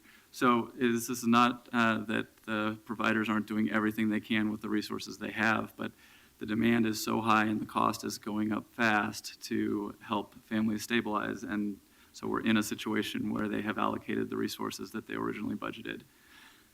Could you just explain to folks at home what short-term rent assistance is? Sure. So short-term rent assistance, it's very flexible funding that allows a nonprofit agency that is working with someone who is currently homeless to pay first and last month's rent, application fees, past debt, things that are financial barriers to that family getting into housing. It also allows providers to work with families that have currently a housing situation that they could stay in, but for whatever reason they haven't been able to pay the rent. And it allows us to provide rental assistance maybe for a month, maybe 2, maybe 3 months. It's not a long-term investment, but it allows that family to bridge whatever the economic crisis is that they're facing. So that's where you get the 3,000 plus people since July 1st. That's who right. Didn't become homeless because we gave them a little bit of help. Exactly. Yes. Yeah, Mark, I'm remembering over the years the conversation we've had about short-term rental assistance, which we call straw. Mm-hmm. And that at almost every time this conversation has come up, and we've asked the Housing Bureau or our partners if we had $1 extra to spend, where would we spend it? I think the consensus has been it's our most flexible and our most effective dollar, because it gets people off the street quickly, gets them into existing shelter, and in some instances prevents people from falling into homelessness. And I think the scenario that drives us all crazy is the person that's $100 short on making a rent payment that leads to an eviction, that leads to a parade of horribles with that family that's all preventable if we can keep them in their home. That's right. Mark, I've got sort of a side question, which is, do we know what percentage of the homeless population are people who had a home and the rent went up and they couldn't afford the rent increase? I don't off the top of my head. I think we've surveyed in the past sort of primary cause of someone's homelessness. I mean, ultimately, everyone who's out there had a home at some point and for whatever reason was no longer there. How many of those it's that the most proximate cause was the rent increase, I don't know the answer to that. What we're hearing from the family system is that about 1/3 of the families that are in the new family shelter have not experienced homelessness before, and that is principally being driven by market conditions in the rental market.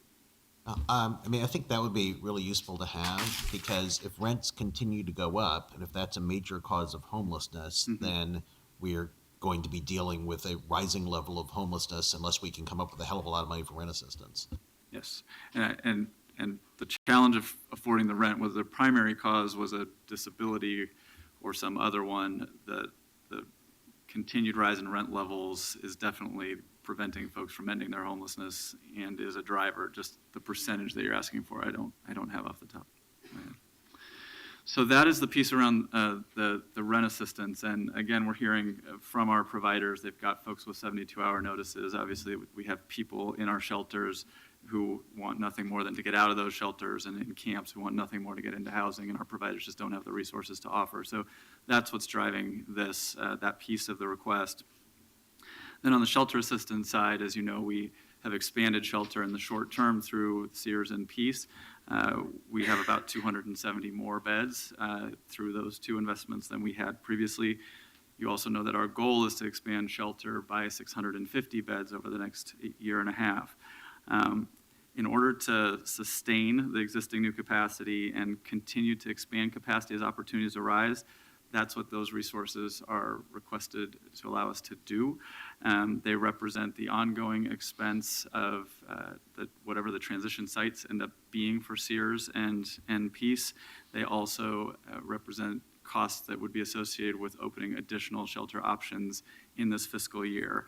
And we've been doing this work now weekly under the state of emergency of looking at potential sites and knowing that we need to be able to react quickly when opportunities arise.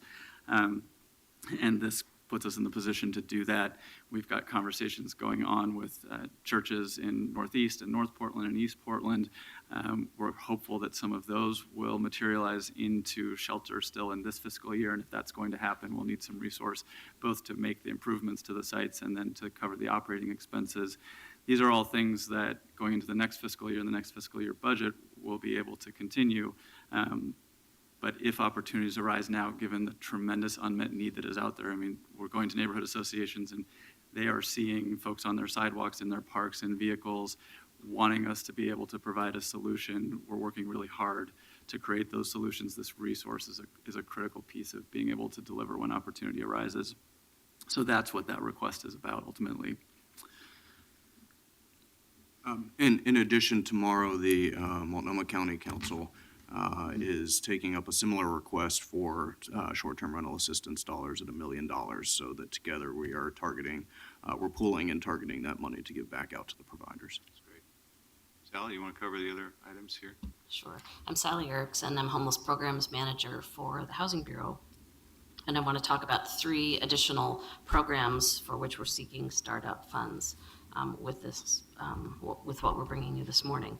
One is a tenant protection team. You know, as you're hearing this morning, with escalating rents, we're seeing more tenants that are seeing no-cause evictions or seeing rent escalation who would really benefit from legal services to prevent their eviction. So this would provide some startup funds for that. It's something we would want to continue in next fiscal year, but we don't want to wait till next fiscal year to start it because people are being evicted this month. Secondly, transportation for people experiencing homelessness who are stranded here, and maybe they came here for a job possibility or for family or friends that were here, but they need assistance in getting back to where they have a support system, where there's a place where they might be able to stay permanently. San Francisco has had a similar program since 2006 called Homeward Bound, where they pay transportation assistance so that people can get back to where they have a support network, so they're not stranded in that city. So it's something that we're looking to start up. Let's just be clear, we're not planning to take busloads of folks to San Francisco or Seattle at the same time that they're sending busloads to us. That's not what's happening, and it's not what we're proposing. Not at all. It's something that the city, with the rent assistance through the Housing Bureau, allows now. So if somebody came here for a job, it didn't materialize, they have no friends or family here where they could stay, but they have a job possibility in another state or another community. If a nonprofit organization, a staff person can verify that, yes, they do have a permanent place to go, then that this isn't just handing out bus tickets, It's not connected. at all. It's connected in every case with casework. Exactly, Right. yeah. The third thing that we'd like to start now, but not wait until next fiscal year, is additional housing placement assistance. We have, as you've heard, new shelters that have opened this fiscal year. we don't have additional rent assistance or staff to help people in those shelters find housing. So we've got hundreds of people that need a little bit of assistance in locating housing, applying for it. And so we want to start up a mobile team of providers from different organizations, including culturally specific organizations that could help people in the housing search process. So those are the three things that we're hoping to fund with this request today and get it started. All right, that's the package. Questions? I'm mindful that time is going. You have to leave at 11:30, and we have other issues on the council, so quick questions. Remind the folks, or tell the folks at home, where is this new money coming from? Because I think people will say, oh, suddenly the city finds $2.8 million. How did that happen? Yeah, thanks for the question, Commissioner.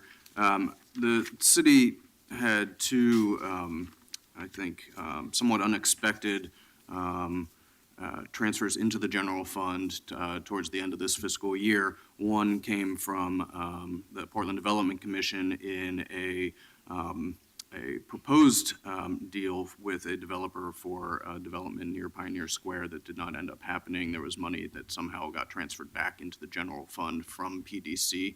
And then the second was from a settlement that our Revenue Bureau and our attorneys had brokered with online travel companies.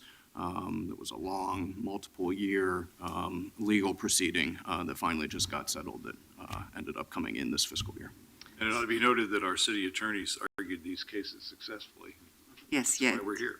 Yay for getting that. And so both of those were one-time money Correct. right. How much do we have? Does any of this money come from contingency? No. Okay, so we still have the same amount left, which is not much in contingency, right? Just around $1 million, I think. Right. Yes, So all of this money is going to be used in this fiscal year, correct. and there's no intention to carry any of it over to the next fiscal year. No, if there's money that doesn't get spent, it reverts back into the general fund. Thank you. Other questions? I have a few. Thank you, Mayor. First, a comment. I am going to support this, and while it's an unusual process, I think the programs you've identified are compelling. Sally, I think at some point we need to have a clearer sense as a council of what are the anticipated outcomes. We would normally do that through the normal budget process where you would show us each investment and what you hope to accomplish. So I think as a follow-up, I think the council would benefit from having some sketch of what the target outcomes are for each of these investments. And Commissioner, we do have that. We just, for the sake of time. I'm not going to belabor that piece. I have great confidence in this bureau. Here's a little secret: if you ask for more, I'd also support more. So that's not the thing that I'm going to focus on. I'm going to focus on the question of who's the lead agency, because I continue to believe that the Housing Bureau should be leading this effort, and we should be, through the Home for Everyone process, we should be consolidating and streamlining and aligning. And I realize in an emergency, we sometimes have to do things differently, and I appreciate that through the declaration of an emergency, we have opened the door to being innovative and opportunistic as we deal with this crisis. But we are reimbursing the Office of Management and Finance for some expenses, and so I think it warrants a question about going forward. What do you anticipate to be the role of the Office of Management and Finance, Josh? Commissioner, thanks for the question. And to be clear, our team meets once, sometimes twice a week, and it includes other partners who aren't at the table today, including the county and the county facilities team as well, because our view is that whether it's a campsite, whether it's a shelter, actual bricks and mortar building, those become city and county facilities. And having Bob's expertise in property search and how buildings and outside living situations are assembled and how they become sanitary, we viewed as a facilities operation, and that's been the role that we've used them for during this process. The policies get discussed around that table with everyone who shows up at our meetings, including the county chair's office and others. So having that kind of team has been, I think, a little bit unusual for us in our city when we have the commission form of government, and it's been a little bit clunky, but I think a lot in efficient use of government resource because we bring the experts to the table. Where the money moves through has been an effect of one, who had the money. And OMF had money at a time when the Housing Bureau didn't. And so we availed ourselves of that. And let me be clear, I think that this question is going to take on a sharper relief as we go through the normal budget process for next year. Because I very strongly believe that the governing structure for all of our work in addressing homelessness needs to be the Home for Everyone, and specifically, the Housing Bureau needs to be the lead agency. And while I have enormous respect for you, Josh, and for Bob, and the efforts, your efforts, what I want to avoid going forward is what to some may be viewed as a series of workarounds. And having lots of people at the table is great. Having a leader with expertise on an issue is what our system anticipates. And in fact, the Housing Bureau is that lead agency. Sally's shop, whether she's located on this side of the river or the other side of the river, is the top ending homelessness resource in the state of Oregon. I can say that without fear of contradiction. And I just want to make sure that we're aligned and we're not just adding new players and new bureaus, new folks, well-intentioned, but outside of the leadership structure that we've worked so hard to create. And in fact, with the goal of narrowing who's at the table and not expanding who's at the table. Yeah, I very much agree and appreciate that, Commissioner, and I will tell you, we don't do anything until Mark tells us it's okay to do. And that is because Home for Everyone, we have all recognized and respect as helping to funnel to that narrowing so that we have one set of policies that we move forward. We are working right now on scheduling with the county a joint city-county work session to discuss the lead agency conversation that's moving. And we're looking, I think, at the beginning of April to have that. And it would be a great conversation to answer some of those questions moving forward. I'm delighted you're going to do that. And the lead agency is code language for whether a proposal to essentially co-locate the ending homeless team on the other side of the river and to marry it with the county's parallel effort to end homelessness and to sort of continue the work that we started with Reset of looking for better alignment. And that's a work in progress. If we're going to do that work session, though, I'd like to have as an additional substantive discussion who's on first with respect to all that we're doing. Because while I think the state of emergency gave us some flexibility and has certainly allowed for a more nimble and, in some cases, edgier response to some of the challenges we face, I want to make sure that we're honoring the leadership structure which has been in place on both sides of the river to ensure that the values of the Housing Bureau are guiding all that we're doing. Thank you. Other questions, comments? Thank you all very much. See if anyone wants to speak on this item. You have an amendment for this? I'm sorry, that's a good point. There's an amended attachment A, which doesn't have a different number on the bottom line, but does have different amounts in the line items, so I'd move the revised attachment A. If I may just address the amendment, it was because we also recognized that our initial effort at this was not necessarily money that wouldn't have to be carried over, so we spent a significant amount of time right-sizing for just this fiscal year, which is why the amendment came forward. Thank you. Further discussion on the amendment and a roll call to accept the amendment? Fritz? I very much appreciate that. Aye. Fish? Aye. Novick? Aye. Hales? Aye. Okay, let's take testimony. If there's anyone who wants to speak Two on this people item. signed up, Charles Johnson and Crystal. Come on up.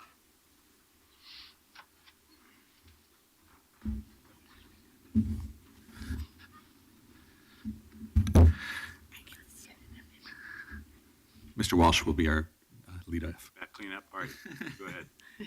Oh, he gets to go first. All right, Mr. Walsh, you've gotten the first dibs if you'd like. My name is Joe Walsh. I represent Individuals for Justice. And again, we take no money from you guys. I'm sad that there's not representatives from the homeless here today. I'm not sure they understood the significance of what's going on here. And that's sad.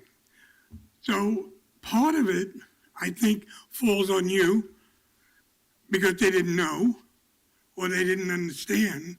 And I'm very uncomfortable speaking for the homeless because I'm not homeless, so I don't feel it. You know, I don't know what it is, 3 o'clock in the morning to be really freezing. Never had that experience. I've always been able to go into a warm place like you, take a hot shower, have some coffee. It's not that you're spending not enough money. I would suggest you're not spending the money correctly. And we asked you over and over again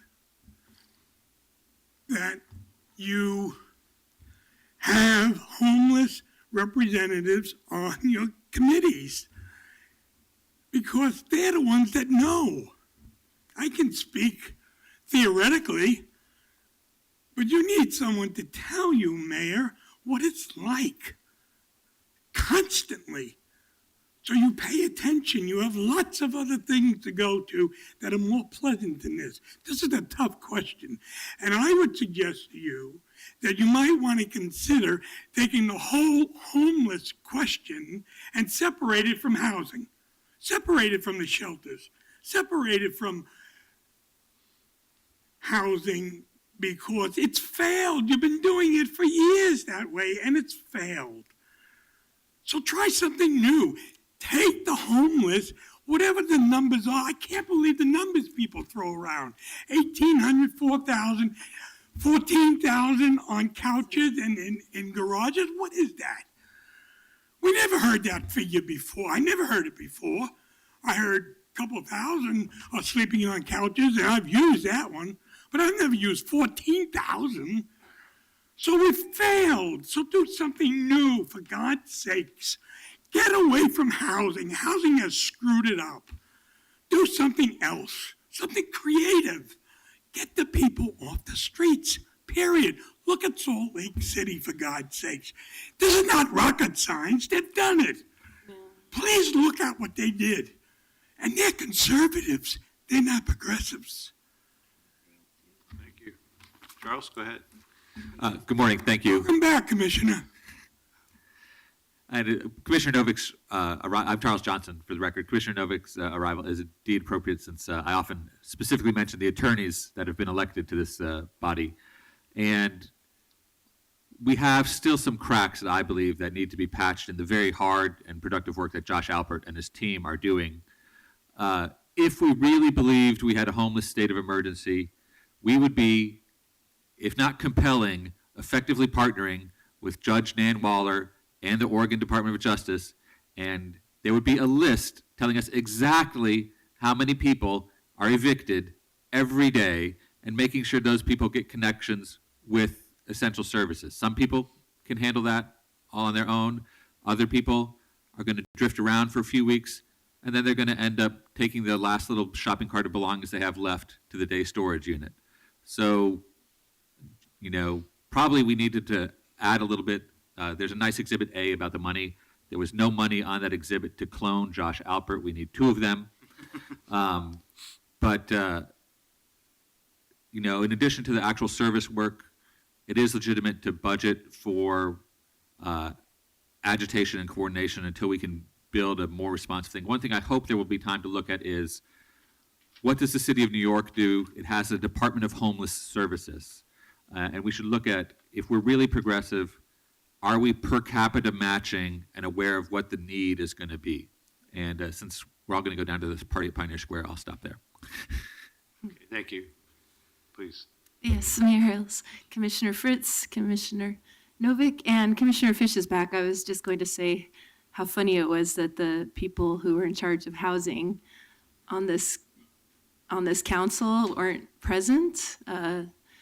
Commissioner Saltzman isn't here at all today, but Commissioner Fish, feels like maybe when you didn't vote for the R2D2 and some of the comments you make, it makes me think that looking back when you were housing commissioner and I came here at first as a homeless person many years ago, how nothing ever got done. And it was such a disappointment after all the work that Eric Sten had done, Bud Clark before him, but Eric Sten and all the plans we had for the 10-year end of homelessness.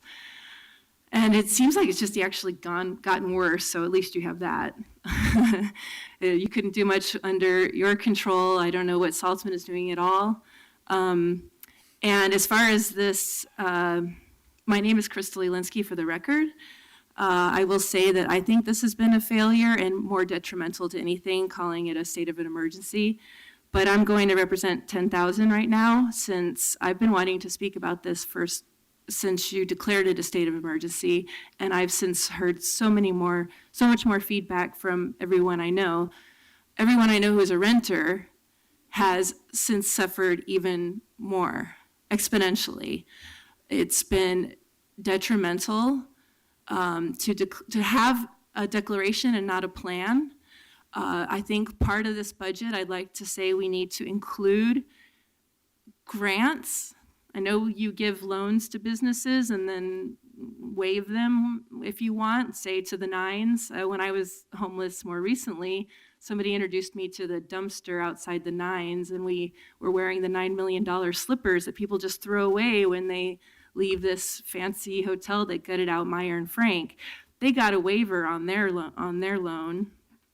But the people who are now suffering under this emergency, as soon as you announced that there was going to be a moratorium on increases, just like when under George Bush, under the 2008 economic collapse, when there was an announcement that they were going to get tight on credit cards, suddenly people's credit cards went up. My mother's went up 36%, and she has a couple, I tell people this story all the time, a couple million on like 10 different cards, and she's been paying them since the 70s, and all of a sudden she gets an increase too. That's what's happening right now to everyone I know. And people who rent out, they own property and they're renting out, they're claiming that they have to do it because of all the expenses on building, on SROs, on Airbnb taxes, on Uber, I mean, everything. There's an excuse for everything, and it's just perpetuating the problem. There's no plan, and we really need to start over. You can talk about experts and work sessions all you want, but these people need to be able to apply to you right now and say, I need a grant to cover that $200 that they increased after 5 years, the day you announced you were doing an emergency. Thank you very much. Okay, anyone else? You're going to spend a lot less money if you keep people in their homes right now than you are going to be putting them, like I said, $50 a month for someone who can stay in their home versus a couple thousand to put them in a shelter. Thank you. Thank you very much. Okay, anyone else? And unless there's further discussion, please, let's take a vote. Fritz? So normally I wouldn't be supportive of spending $2.75 million in new resources outside of the budget process and with little public warning or input. Even it could have gone into the budget monitoring process. I do appreciate that if we didn't spend this money right now, it could indeed fall to ending fund balance, and that would be an additional $1.4 million for capital maintenance projects, which, as Commissioner Saltzman pointed out yesterday, we do need to be continuing to invest in safety on our streets, with 37 people having died last year on our streets in violent traffic accidents. And there are people dying on our streets from being lack of shelter. We have a homeless and housing affordability emergency. For those who have been sending us emails that we're not doing enough, we know we don't have enough resources. And even with this $2.75 million, we do not have enough resources. So we agree. It is a tragedy that people are outside. And I really appreciate the team's work on this. As Ms. Alinsky just noted so cogently, giving people rent assistance in particular, stopping people from becoming homeless is by far the most cost effective, and there's a good chunk of change in this ordinance for that and for other necessary things. While we continue to put most of the city's money into long-term housing, as we should, we do need to also continue to fund shelters, and we could use some help from the business community to do that. And for these reasons, I'm going to set aside the objections I stated about doing this outside of the budget process. Thank you, Mayor, for your leadership on that. Thank you for both Josh Halpert, Bob Kita, and Sally Erickson, as well as Mark Joling coordinating with the county. We actually are doing things differently, and I appreciate that. Aye. First, I want to just acknowledge we haven't had Sally in our chambers in a while. I know she's been out for a while, but Sally Erickson and her team that work on long-term, cost-effective solutions to ending homelessness have been leading the way for a long time. And Sally, thanks to you and your team. Whether you go to work on this side of the river or the other side of the river, you're going to continue to be playing a leadership role in helping us get it right. And I also want to acknowledge Mark Jolin. I think the decision to place Mark in as the quarterback on the Home for Everyone, Mayor, was inspired. And he's been a great leader. We have gotten to a point as a country where on almost every issue, we come together and we bemoan that the cup is half empty. And we, friends and foes alike, we simply make up claims of failure and somehow feel better as we go home at night, poisoning the record with misinformation, disparaging people that are actually doing the work, and ultimately accomplishing nothing other than self-indulgent exercises. And we politely listen to it, and we politely play along, but every once in a while, what we need to say is that an awful lot of work has been done by an awful lot of very, very passionate people. And I sometimes grow weary of all the misinformation that is a substitute for thoughtful discussion. And I particularly, the people up here ran for office, and part of running for office is that you have to take the slings and arrows. But the people doing the work in the trenches deserve our respect. Please, They deserve our respect. They deserve our respect. And I'm going to support this today because I have such respect for the people that are actually getting up every day trying to make a difference in our community. And thousands and thousands and thousands of people have a better life in our community because of their collective efforts. And today, we're investing in success, not failure. We're investing in a plan that has changed people's lives and will continue to make a dent. And for those who somehow think that Portland is this isolated sort of place over here that has a unique situation with homelessness, I invite you to go to New York City, where they're under a court order to provide emergency shelter for 60,000 people a night.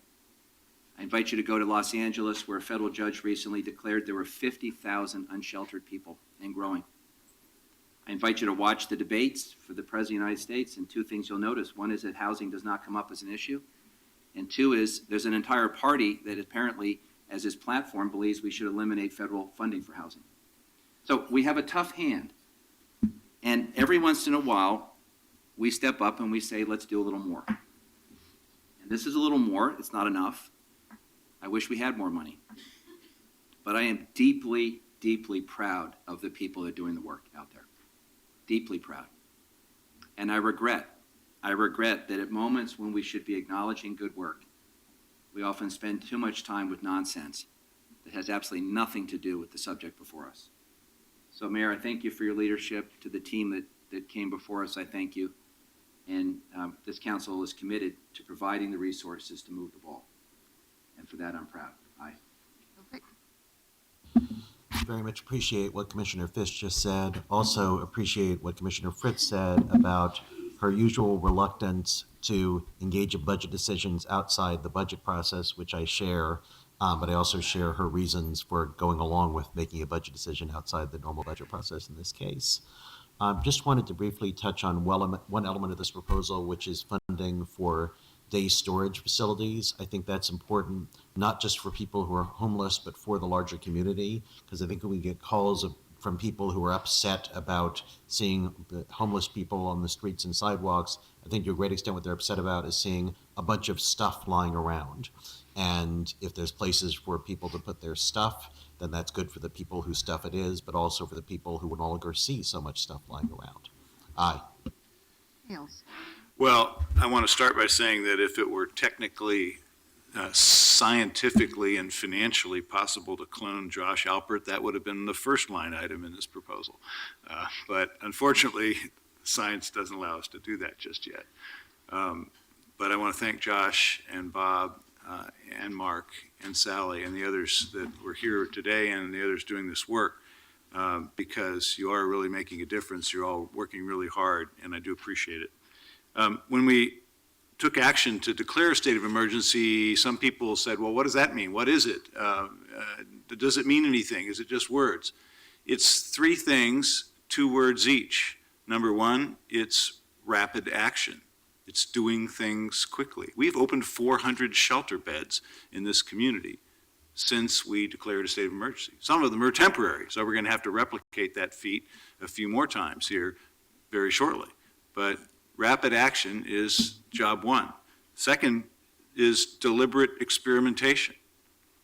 We are trying things. We are learning things. We are learning from other cities. We had the mayors of the West Coast cities here in December, and we spent a whole day, along with the Secretary of Housing and Urban Development and the head of the United States Interagency Council on Homelessness, talking about what works and what doesn't work, and how many more people we're each dealing with, as you mentioned, Commissioner Fish. So we're learning from each other. In fact, following that meeting, because of a discussion at that meeting, Commissioner Saltzman and Chair Kafori and the folks here before us got on an airplane, went down to San Francisco, and spent a day looking at the Homeless Navigation Center there, which is, I believe, a better mousetrap and something that we should replicate here, and similar to but different from the Bud Clark Commons.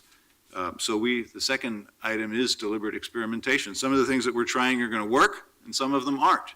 And everybody needs to understand, just like the innovation proposal, which we may not get to today on the council calendar, that it's okay for government to try things as long as we're doing that with our eyes open, and then we measure and see what works and do more of it.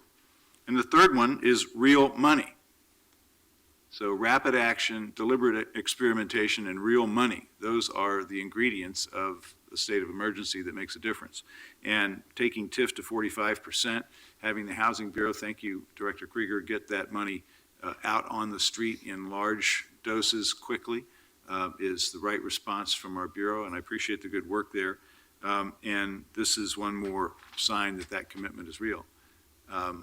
And we should take note of the fact that progress costs money on this or any other front. We have a local business group that's been spending their money on buying billboards to say we can do better. Well, we can do better, but it costs money. And everyone should keep that in mind. And I'm very glad that we're committing this money to this good work. Aye. Thank you all. Now, I'm going to have to leave pretty quickly, but I think we should try to do one or two things that You are want still to, emergency well, items. if you were to leave, we could still take up 261 and 263. I would like to do 260 before the mayor leaves, I please. think Commissioner Fritz wants to do 260, which I think we can do quickly, and then I'll probably have to leave. I will have to leave, and I think the question is on the OMF presentation on 259, whether you still want to do the presentation, but whether it can wait to be voted on. So I'll let people deliberate about that and call up the team and have That's a good Carla suggestion. read 260.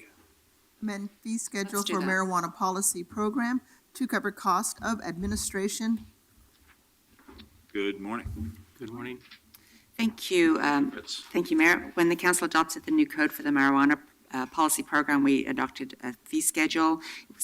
It is based on a cost recovery model to cover program staff responsible for program administration. The initial fee schedule anticipated a greater number of retail license fees, fees which the program will not collect until the Oregon Liquor Control Commission issues licenses later this year. Teresa Marchetti from the Office of Neighborhood Involvement will explain very briefly why we're asking to amend the fee schedule to reflect the current landscape of marijuana businesses in Portland. Thank you, Commissioner. I'm Teresa Marchetti. I'm the Livability Programs Manager for the Office of Neighborhood Involvement. When Council adopted the fee schedule on September 30th, based on a cost recovery model, the initial projections of number of licenses were really low confidence estimates. We were really operating in the dark. And it was communicated at the time that they would likely need to be adjusted to appropriately reflect the actual license applicants. This field is continuing to evolve. And initially, Council had also efforted to reduce the burden on medical dispensaries at that time. With the passage of Senate Bill 460, medical dispensers effectively became the retailer market. The retailer licensing fees were counted on to carry the majority of the burden of the cost recovery for this program. We will not be actually issuing any retailer licenses until October of 2016, which is not within this fiscal year. Additionally, the medical dispensaries that are effectively acting as the recreational market are not converting as we had anticipated to the recreational market as quickly. Currently, we only project that about 30% of the medical dispensaries will convert to retailers. The fee schedule that's in front of you reflects the changes that are needed to meet our administrative burdens. Teresa, we're going to lose the mayor, so I'm not going to ask any lengthy questions, but I have a request that goes beyond today. Given that now the legislature has completed its work and there were some changes in the law, and given that you've had a little bit of time now to test drive some of the things we've done, could we get like a half page or a 1 page just with an update on what's going on in the street? Absolutely. We get a lot of requests from the public about what's going on, and I profess to be a little confused about all the moving pieces. So if you could give us just like a little snapshot, that would be great. Absolutely. Yeah, weekly updates, Commissioner Fish, I'll be happy to share them with you. Yeah. So thank you. Well, that was quick. Any other questions for the team here?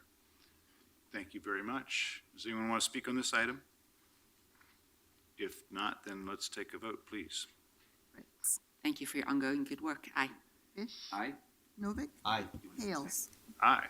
Yes, we're going to do 262, and then I'll hand you the gavel, Commissioner.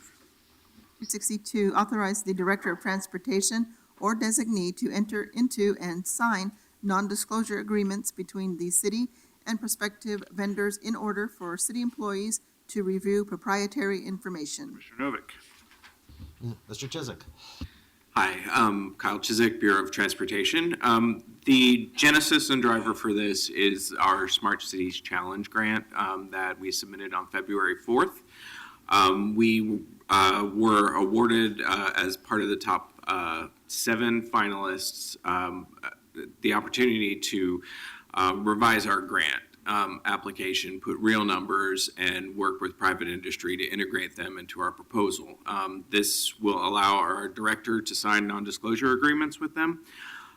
There is an amendment that, working with our Chief Technology Officer, Jeff Baer, he suggested, and we agree, that we need to make this specific for transportation, and that is what the amendment does. We also clarify that, of course, we are going to send any agreement through city attorney for their approval and review. I move the amendment.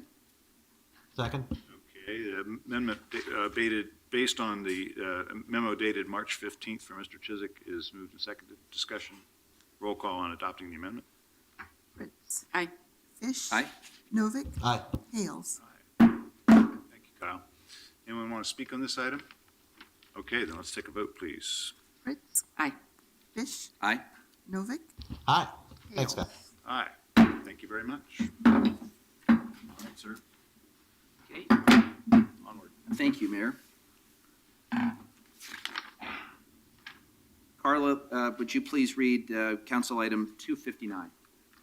Approve innovation funding for 5 major and 5 micro proposals for fiscal year 2015-16. Colleagues, this is an emergency ordinance, so at the request of the mayor, we're going to take the hearing today, but we're going to set over the vote till next week.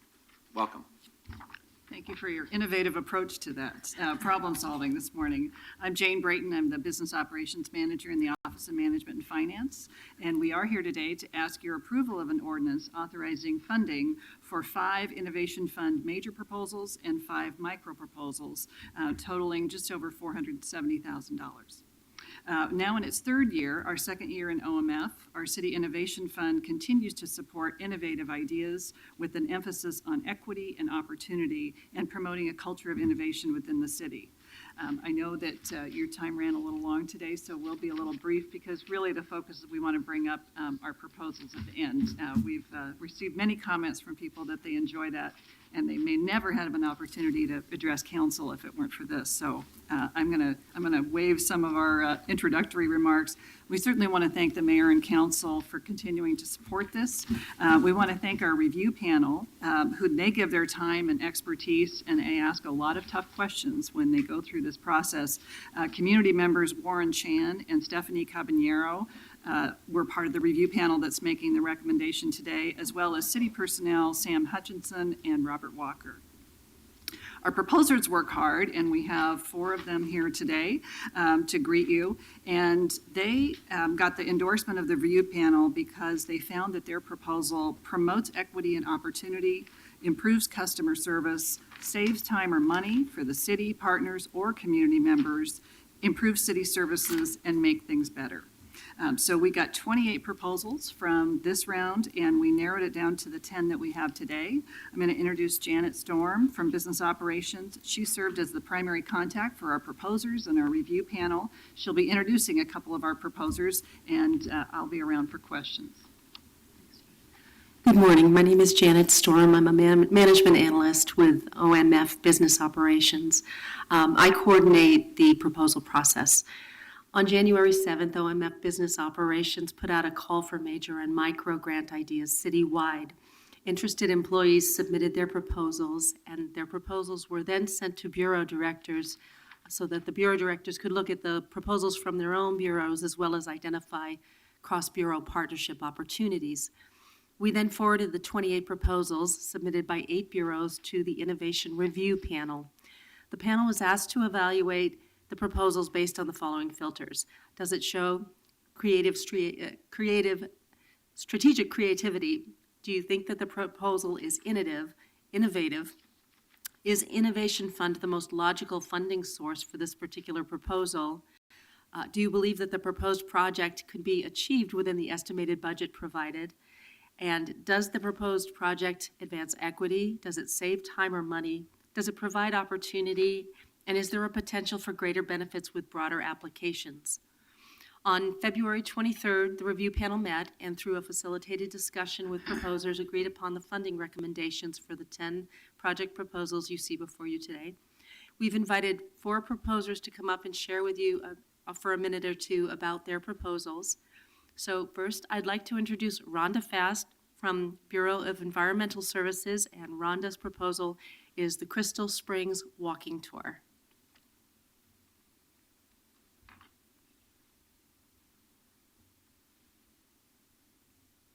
Good morning. Thank you for having me. My name is Rhonda Fast. I'm an environmental program coordinator at Environmental Services in the Watershed Services Group.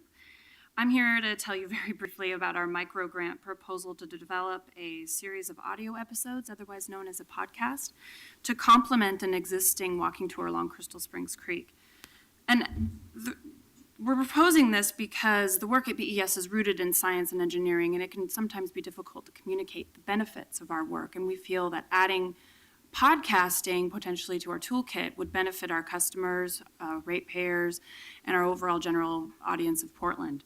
So we think it's also a tool that others may want to share as well, which is why we're bringing Portland Parks and Recreation as a partner along with this.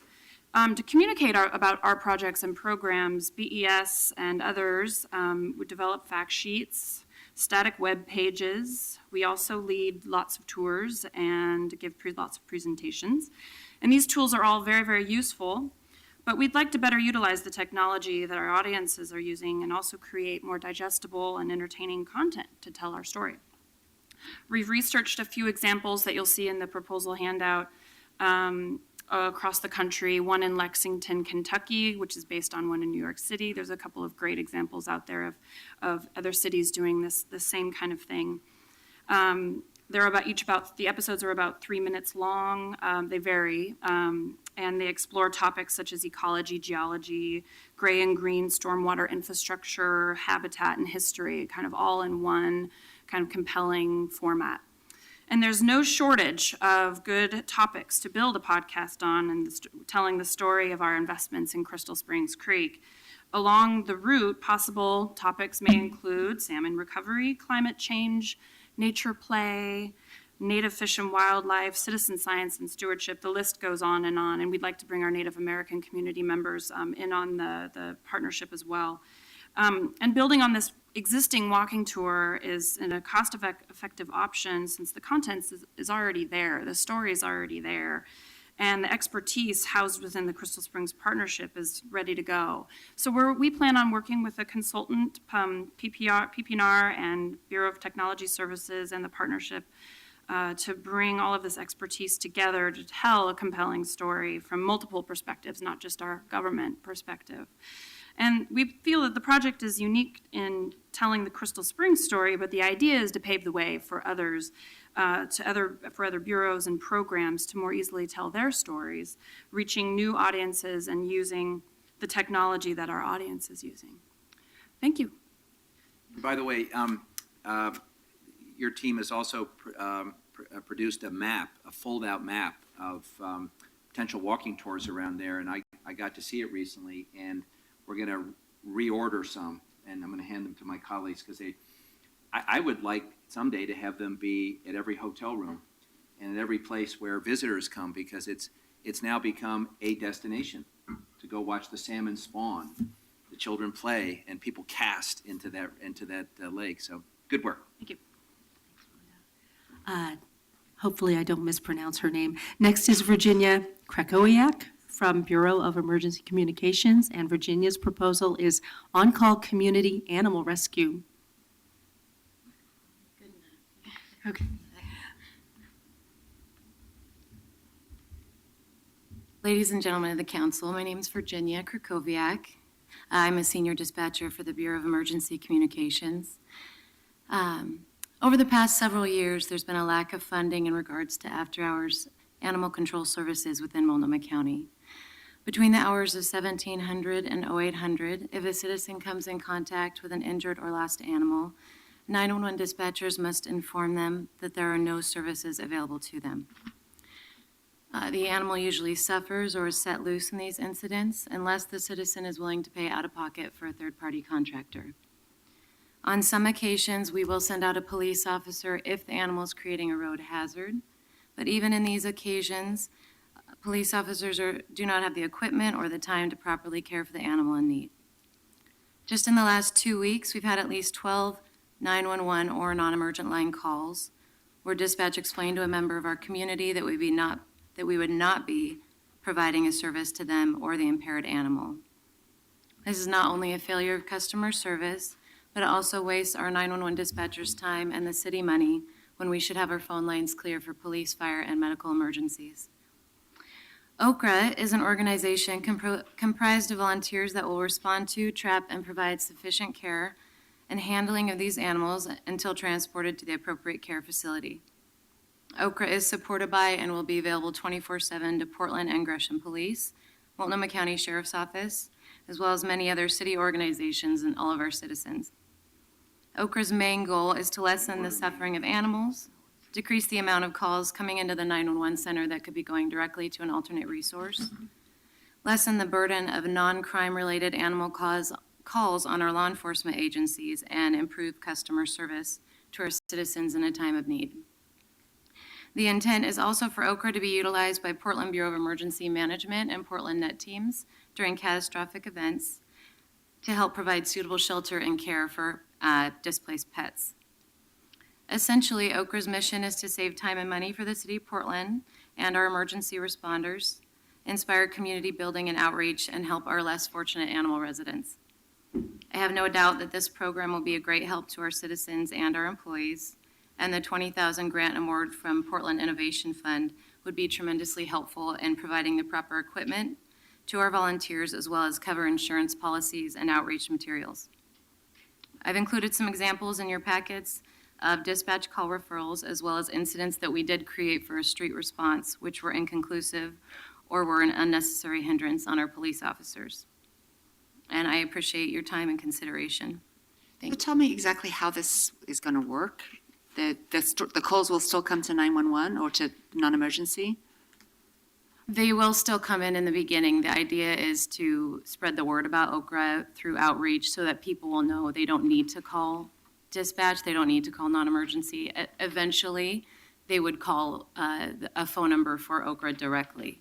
We're going to work with 211 on that. Perhaps we could just refer callers to 211 instead of having to waste the time on the phone and explain to them, you can call these people or these people. So in the beginning, we will be referring people to them instead of explaining to them that we can't do anything, essentially. And are they already up and running? They're an existing organization? No, this is it's a pilot program, so I have a list of volunteers, and I've been in meetings the last 6 to 9 months with our organizations, Oregon Humane Society, Dove Lewis, Multnomah County Animal Control, just trying to figure out how we can work best with them and if this would even be beneficial to all of those organizations as well.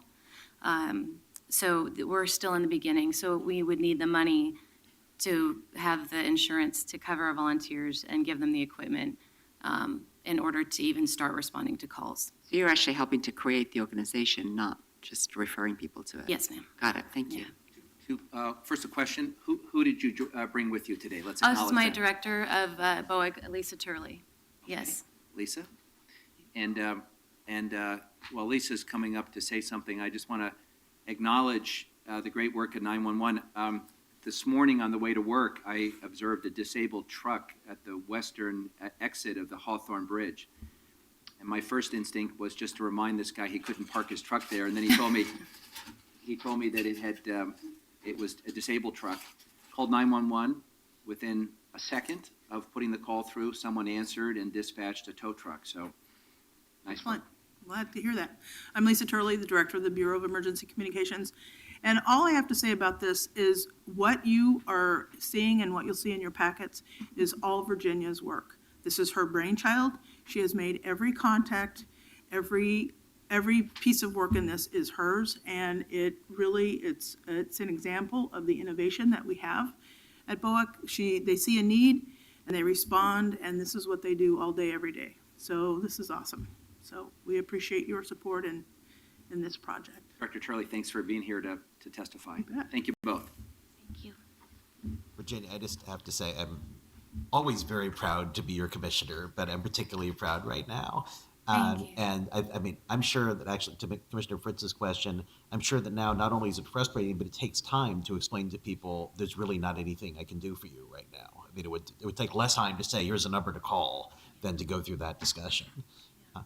And also, I just wanted to, there is an itemization of what the money would go for, and it is largely for materials for the volunteers, pagers, crates, heavy-duty animal handling gloves, things that will definitely be helpful in getting this organization started. Yes. Thank you so much. Thank you very much.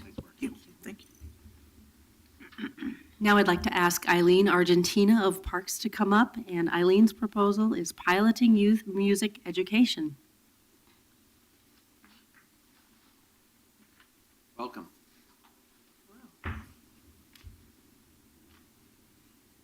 Morning, Commissioners. And thank you, Janet. My name's Eileen Argentina. I'm with Portland Parks and Recreation. And the proposal that was funded that I'm here to talk about is a proposal to pilot free music lessons at the Rosewood Initiative, which is a nonprofit community center out at 160th and Stark. And you may have heard about it. It was in the news this past weekend with a shooting that occurred within the facility. Jenny Glass out there is doing amazing work meeting the needs of the community. This particular proposal grew out of a desire to expand the program of the Community Music Center to underserved communities. As you probably know, the Community Music Center has been in operation for 60 years. They're located in inner southeast Portland, and they recognize that there is a large community beyond I-205 that they would like to serve and that would benefit from the services they provide. So I'm here today for Gregory Dubé, who's the director of CMC, I should say that. And Gregory and I went out and met with Jenny Glass at the Rosewood Initiative just to see what could happen. And out of that came this Innovation Fund proposal, which would furnish a soundproof room within the Rosewood Initiative, which if you've been out there, if you haven't been out there, it's a former big box store that is a very open, cavernous space, lots of things going on. And music lessons can't really be effectively delivered in that environment. So this would fund a soundproof room. These are available from a variety of vendors, can be set up virtually anywhere, semi-permanently, can be disassembled and moved if needed, fully self-contained with ventilation, lights requiring only a level floor and 20 amp outlet. The proposal would also provide a year's worth of music lessons, nearly 3,000 lessons to be provided for youth in East Portland, would provide for the well-trained music instructors, and offer instruments on loan to students who need them from CMC's collection. I want to also acknowledge that we have a partner, CMC Inc., that has been working with us for decades at Community Music Center, and their strategic plan that they developed really calls on a partnership for us to go out and reach underserved communities. So they'll be involved with this. Our goal is that after a year, we would be able to develop and expand the model with private foundation and individual donors to support the needs of the underserved area. We really are expecting that the Innovation Fund grant will provide a quick start to a pilot and allow us to make the case for long-term funding. Thank you. Our final proposer is Elle Weatheroy with the Portland Police Bureau, and her proposal is Community Trainer Project. Welcome. Thank you. Good morning, everyone. Again, I'm Elle, and really excited to be here to talk about the Community Trainer Project. This idea originated as a result of two processes. One internal process of identifying a need, doing a needs assessment, and recognizing that the training division wanted to enhance its information around Portland's history. An external side of that was a clear ask of the community, stating that they wanted to be involved in training their officers. And so based on these conversations and this information, we saw the sense of urgency, recognized that I would play a huge role in that, but knew in order to build this and to start this that we needed help. And that's where this fund kind of originated from. Quick side note, this is my second submission. So knew that this was a great idea. I think the committee, felt like it was a great idea, but needed more details. So worked with the committee members, got some coaching, and filled in those missing pieces, and voila, I'm here as one of their recommended funds. So I appreciated the process. Also had an opportunity to meet with Loretta Lynch when she was here a couple of weeks ago, and briefly talked about this. She loved the idea, and her first question was, on the front end, how are you going to fund this? Good question. I got to talk about this great, option we have of funding innovative, ideas. So I'm really excited by this and getting a lot of support, a lot of potential here. Quick overview, there are three major components to this project. The first is that it will require a consultant coordinator, and you'll see that that's a bulk of this project. This is the person that's going to do the outreach, going to conduct focus groups to identify how this should look. This is the person that's going to coordinate the curriculum design and really work with me to build this piece. The second piece is community representatives, and this is bringing community members, sometimes folks who have never participated in this type of process, to the table and into our training process. And this is where they get to say, when you engage with our community, this is what we want you to know, right? These are the people you should meet. These are the businesses you should learn. And so as a result, our officers, before finishing the academy, will have relationships, have contacts, and stronger connection to the community. The final piece is that this project will help us build a community training pool of professional trainers to help us with delivering the curriculum, building the curriculum, and this is definitely a win. And these will also be folks who are already certified with the City of Portland, right? Which is exciting. They've already gone through this process, the procurement process, and so we have a pool of diverse community members able to train. And so our overall desired outcomes as a result of this is, one, stronger relationships and partnerships between our officers and the community. Also, this will build our pool of contracted community trainers, as I just said, but this not only benefits PPB, this benefits the City of Portland, as I constantly get questions like, who's working with you? Who's training your program? And that we have certified consultants of color who would be ready, and women who would be ready to work with our bureaus. And then finally, this will strengthen community partnerships and continue to build greater trust between our bureau and the community. So really excited by this, and thank you for the time to talk about it. Really excited about your work in general as the equity manager for the Portland Police Bureau. I was especially interested to hear that the Attorney General of the United States, one of our first questions is, well, how are you going to pay for this? That's right. That's all of us know that without the money, it's very difficult to get things done. Thank you. To get it started, thank you. Thank you to all of our proposers, and can you answer any questions? Looks like a splendid group of recommendations. Colleagues, any questions? Carla, did anyone sign up to testify? I did not have a sign-up sheet for this. Would anyone like to testify? Then without objection, this will be continued for a vote next week. Thank you. And for those who won't be with us next week, congratulations. I don't want to tip my hand, but I think you're, I think I'm reading the tea leaves. Colleagues, we have two more items which we'll handle quickly. One is a second reading and one is a report. Carla, let's take 261 first. Appoint Audrey Ivancy, Jonathan Bolden, and Idris Koshna to the Private for Hire Transportation Advisory Committee for terms to expire March 31, 2019. Colleagues, I'm afraid I need to ask this to be returned to my office. We need to do further outreach to the driver community. We keep on losing driver applicants. Without objection, this will be returned to Commissioner Novik's office. So just as, I did have a question. Are these three not going to be serving? I think that at least one of them has dropped out. Carla, I think our final item of the day is item number 263.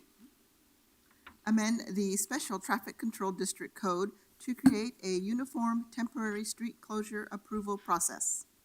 Second reading, vote only. Fritz. The title is such that I'm glad we had the presentation last week. We consider all kinds of things, great and small, and this is taking care of the details. Congratulations, Commissioner Novik. Aye. Novik. Thank you, Commissioner. Aye. Fish. Aye. The matter passes. I promised my colleagues we'd be done by 11:57. It is now 11:57. We are adjourned. Good job, Commissioner.